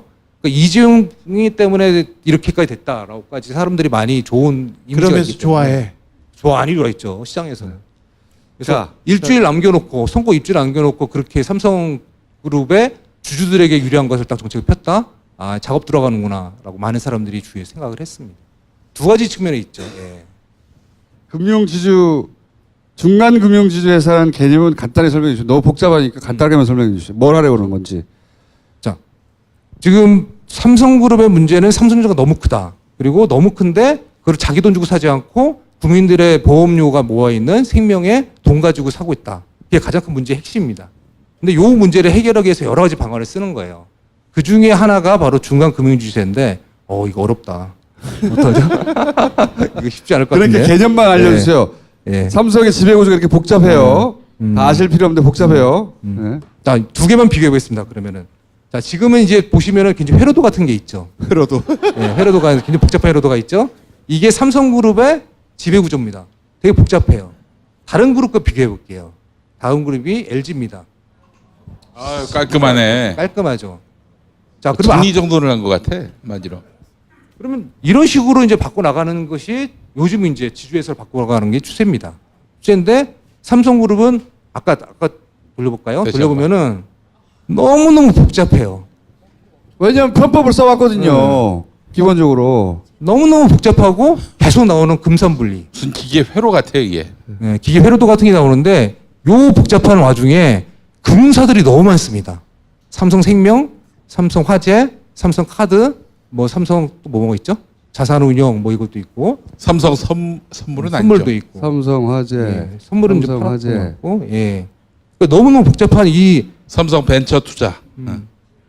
우리나라 그룹 중에서 자기가 가지고 있는 회사 중에서 금융사하고 금융사 아닌 거를 이렇게 섞어서 갖는 그룹이 삼성그룹이 거의 유일합니다. 다른 데는 조금만 가지고 있어요. 2등이 어디냐면 하나그룹입니다. 하나그룹은 하나생명. 대한생명을 인수해가지고 커져서 그렇죠. 커졌죠. 거기다가 몇 개도 가지고 있는 거예요. 근데 규모가 크지는 않습니다. 전체 그룹에서. 근데 삼성그룹은 너무너무 큽니다. 금융사가. 그러다 보니까 금융사하고 일반 회사가 막 섞여 있어가지고 아까 나왔던 깨끗한 거, LG 깨끗한 건 아니지만은 좀 심플한 거 이렇게 바꾸는 게 너무너무 힘든 겁니다. 너무 힘들어가지고 이게 쉽게 되는 게 아니에요. 너무너무 힘든 작업이고 오래 걸리는 작업입니다. 근데 오래 걸리는 작업을 빠른 시일 내에 하려는 그 매개 수단이 뭐냐면은 아까 나왔던 중간 금융지주사하고 그리고 이런 부분 금산분리 해소하면서 넘기려고 한다 하는 게 중간 금융지주사라는 거 아직까지 우리나라에 도입이 안 됐어요. 도입이 안 됐는데 이렇게 섞여 있는 그룹 같은 경우에서는 아까 같은 그런 구조로 만들려고 한다. 그 매개 수단을 하려는 게 중간 금융지주회사인데 요거를 도입하자라고 하는 게 삼성의 주장입니다. 입장이고. 삼성만을 위해서 도입하자. 그런 제도를 다 이해할 필요 없고 중간 금융 지주 회사라는 제도를 삼성을 위해서 도입해가지고 그 금산분리를 또 한번 피해가는 그런 중간 정도의 단계로 가자. 결국 이제 삼성이 가지고 있는 문제, 이 회로도 같은 거를 하려고 하다 보니까 삼성전 너무 큰 기업에 너무 많은 금융사들이 있어가지고 이걸 해결되기 어려웠다. 그래서 해결하기 위한 그러한 필요성이 있었다라는 것이 이제 약간 승계 작업에 이제 돈을 줄 필요가 있는 거죠. 중간 금융 지주회사니 아까 금산불, 연산불 이런 게 그 안정범 수첩에 등장하는 단어들이에요. 근데 그런 게 승계하고 상관없다고 해버린 거예요. 승계하고 김영환 다이어리에도 등장하는 그런 말들을 다 증거를 채택 안 했잖아요. 정영식이가. 그 이유가 그 단어들이야말로 이런 승계 작업을 정확하게 지적하고 있는 단어들이거든요. 그럼 삭제해버린 거예요. 그래 현안이 없어지니까. 자, 그렇게 해서 날렸고, 요거 이제 앞에 얘기를 해버렸네요, 그죠? 그리고 거기에 제일모직과 그 삼성물산을 합병할 때 그 헤지펀드인 엘리엇이 등장을 해. 엘리엇을 해결했어야 돼. 그래서 엘리엇 대책 마련 이런 게 다 안정범 수첩에 나오는 거예요. 이것도 다 관련된 거, 직접적으로 관련된 거예요. 아니 청와대에서 왜 엘리엇 대책을 마련해? 엘리엇이 청와대를 공격했나? 아니잖아. 이 합병을 반대했거든요. 그래서 엘리엇은. 당시에 경제신문들 또 경제방송들이 뭐라고 했냐면은 삼성물산이 이 해외 펀드인 엘리엇한테 삼성물산이 먹힌다. 우리 토종기업 삼성물산을 지키자. 그런 말도 안 되는 여론 작업을 했지. 여론 작업을. 어쨌든 그 안정범 수첩에 엘리엇 대책이라는 또 단어가 등장해요. 이것도 역시 정확하게 이 삼성의 핵심 현안이었거든요. 근데 안정범 수첩이 등장해요. 안정범 수첩은 박근혜가 이재용을 만난 직후에 박근혜가 이런 얘기 했다면서 자기 생각 하나도 안 보태고 적었다는 거거든요. 그거 다 현안과 관련된 얘기예요. 전부 다. 독대 때 현안 얘기를 했다는 거야. 한마디로 말하자면. 현안이 없다고 하려고 하니까 수첩을 날려버리는 거죠. 수첩 없다. 안정범 수첩은 제가 전권을 입수해가지고 시사인에 잘 해석해놨어요. 그거 보시면 네, 이 내용이 심플하게 이해가 돼요. 그러니까 이걸 보고도 이걸 현안이 없다고 하고 이걸 증거로 채택 안 하는 게 말도 안 되는 거예요. 전체 사정을 보자면 그냥 딱 눈 딱 감고 이정에 불리한 걸 다 잘라내버린 거예요. 다. 그런 다음에 현안 없다.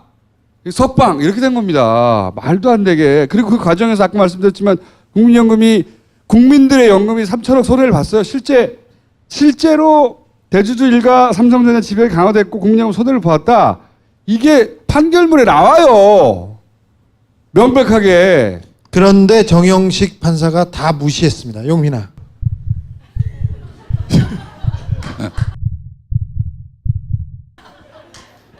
똑바로 살아. 야, 우리가 판사한테 소송을 당해본 적은 없거든. 네가 당할 수도 있겠는데? 편집! 판사한테는 재판만 받아봤는데 너는 판사한테 소송을 당할 수 있겠다.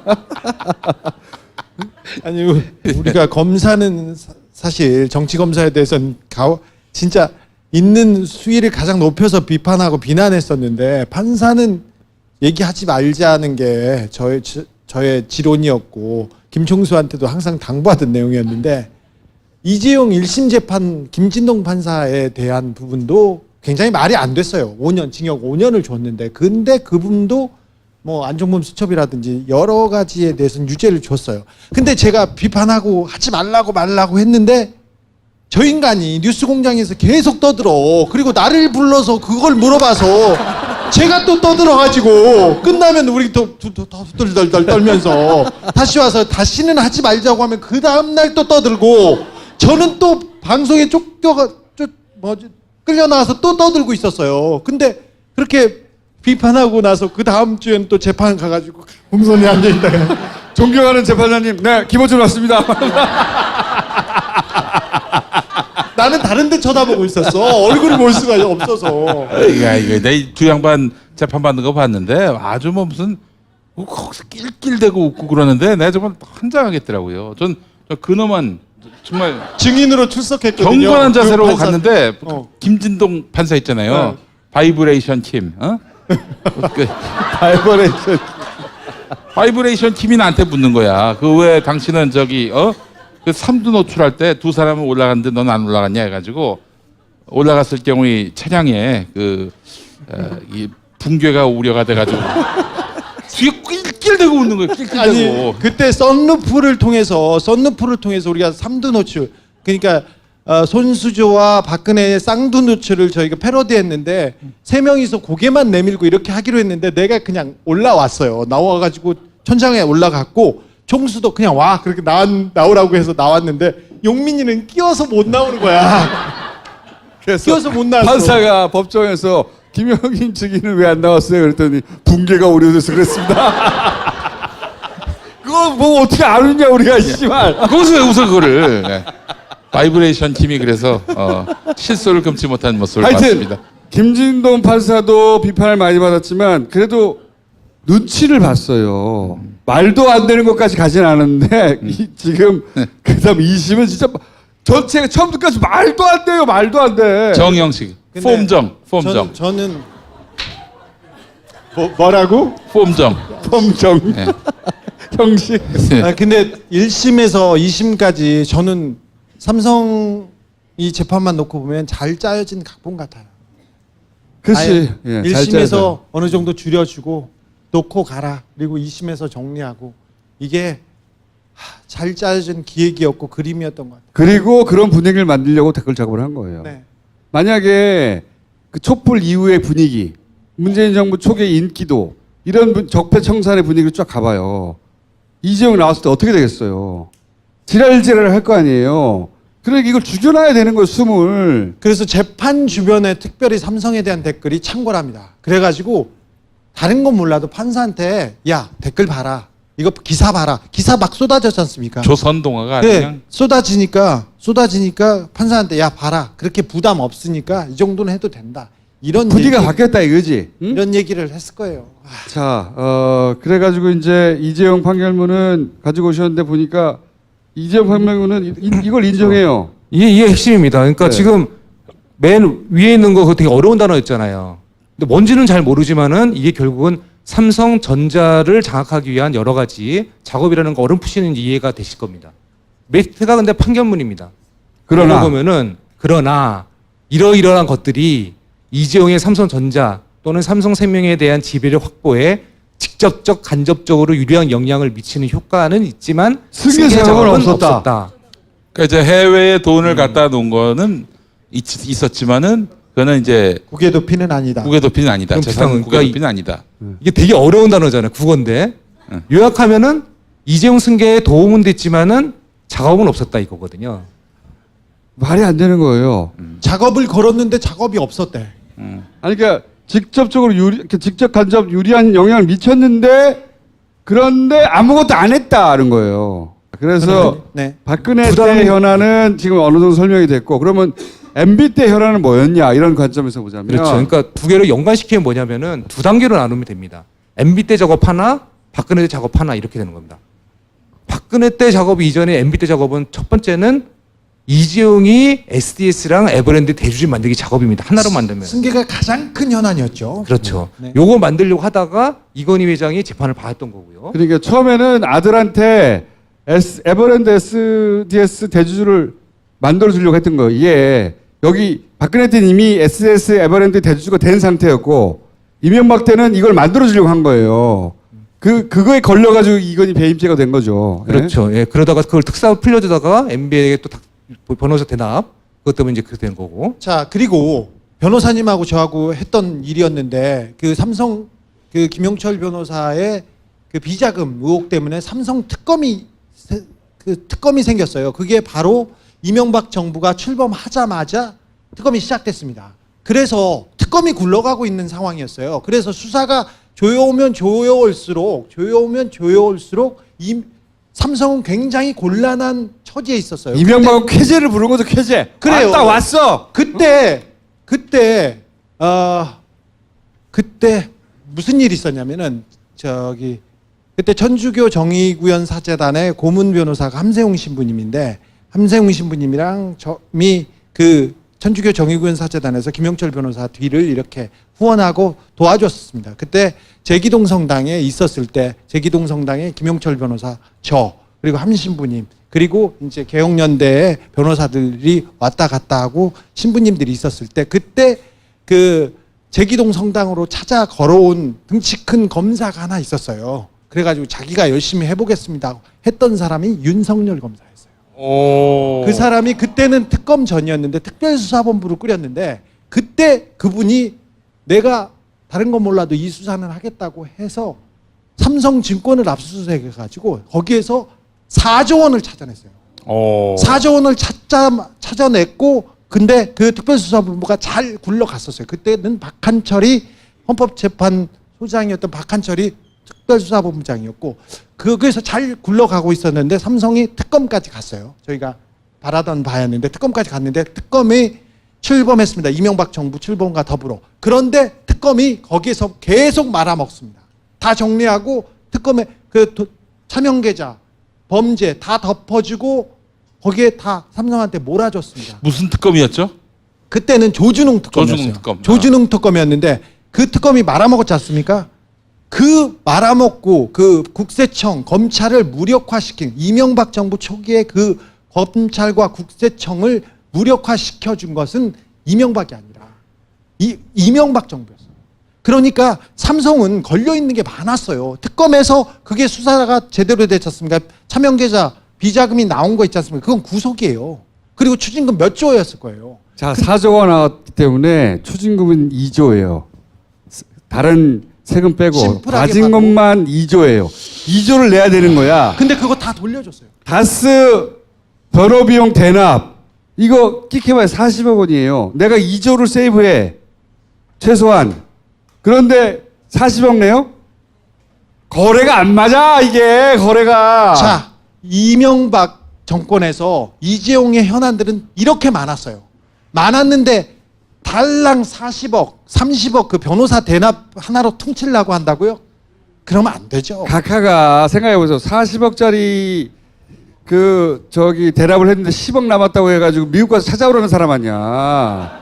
근데 삼성이 그 정도로 꼼꼼하고 훌륭한 사람이에요. 삼성이 4조에서 최소한 2조 과징금을 내는데 그거 안 내게 해줬어.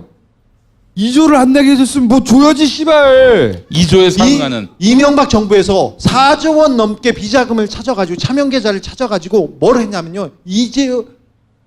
이건희한테 돌려줬어요. 여기 있어요.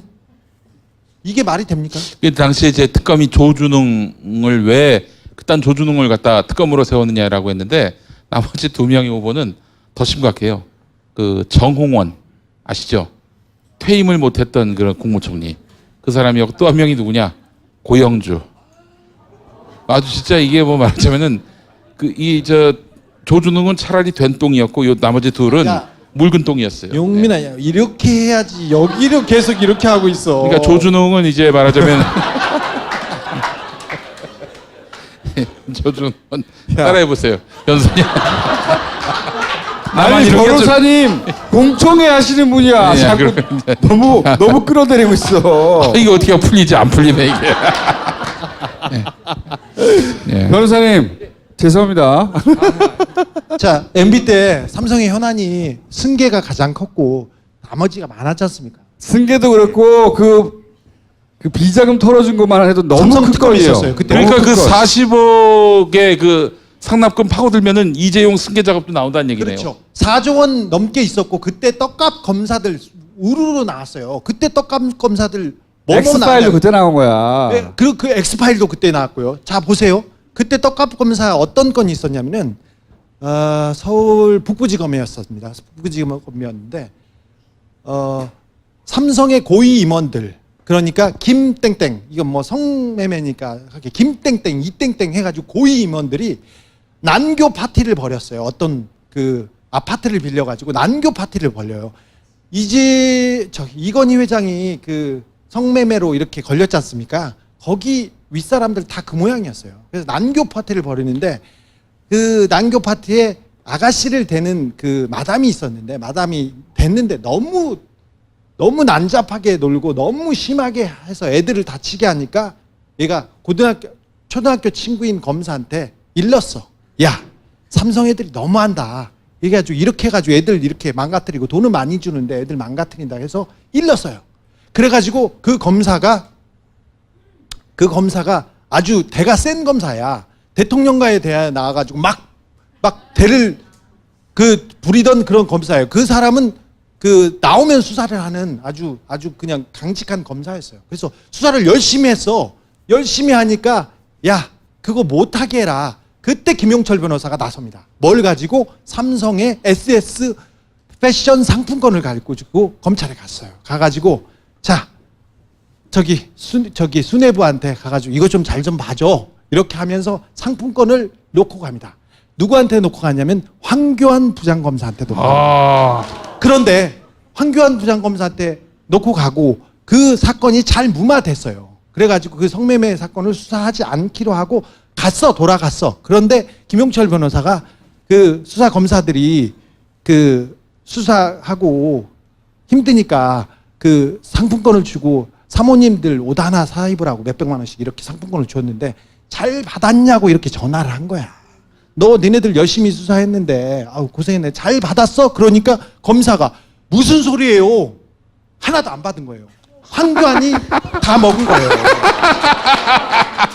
그래가지고 김용철 변호사가 다시 상품권을 챙겨가지고 다시 갔어. 그랬더니 검사가 됐다고 이렇게 안 받았는데 황교안이 그걸 먹고 덮어준 거예요. 자, 황교안 걸어. 좋아. 자, 그게 에피소드였습니다. 우리 삼성 얘기하면 3박 4일을 이런 에피소드로 다 채울 수 있어요. 야. 자, 그때 떡값 검사를 줬다고 김용철이가 자기 역할은 구조본에서 검사들을 관리하는 게 자기 역할이었다고 여러 사람들의 이름을 대고 얘기를 했었어요. 내가 보기에는 변호사님이 당황하셨어요. 앞으로 나아갈 바를 나는 앞으로 어디에 가서 활동해야 하는가. 변호사님 오늘 마무리 좀 해주시죠. 1차적으로 그러면. 근데 설명이 너무 좋았어요. 그죠? 네. 이 현안들이 없다는 건 말도 안 된다는 얘기를 기본적으로 한 거고요. 그 위에 삼성의 현안 그리고 이명박과의 거래는 엄청난 덩어리들이 많이 있어요. 근데 이 승계하고 예를 들어서 지금 방금 얘기한 4조가 나왔는데 2조의 과징금 털어준 거 하는 것만 해도 어마어마하잖아요. 그때 일어난 일이에요. 이명박 때. 이명박 어시구나 했겠지. 왔어. 응? 자, 위기는 돈 버는 기회다. 근데 지금 나온 건 달랑 40억짜리 하나 나온 거예요. 네, 다스 변호 비용 대납했다고 삼성에서 저희가 했습니다. 다 이건희 회장이 시킨 겁니다. 그렇게 해가지고 삼성한테는 껌값도 안 돼요, 진짜. 네, 다 했다고 막 인정하고 있어요. 우리 이거 했어요. 그래서 특사 받았어요. 이렇게 얘기하고 있어요. 자, 오늘 마지막으로 소감이나 하실 말씀 있으면 하나 해주세요. 내가 다시는 나오지 않는다라든가. 근데 이게 막상 나오니까 굉장히 정신이 없네요. 그때 최근 같이 이제 방송하신 게 있어가지고 이제 했는데 방송하는 것보다 더 떨리는 것 같아요, 이거 다스가. 블랙하우스에도 나오십니다. 예. 근데 이번에. 근데 거기는 이제 밀폐된 공간이니까 그냥 이렇게 되게 편하게. 거기는 그냥 했는데 점잖은 말만 하고 나왔거든요. 여기처럼 야 씨발 씨부랄 막 다 너이 새끼야! 여기 아마 한 번쯤은 경험해 볼 만한 그런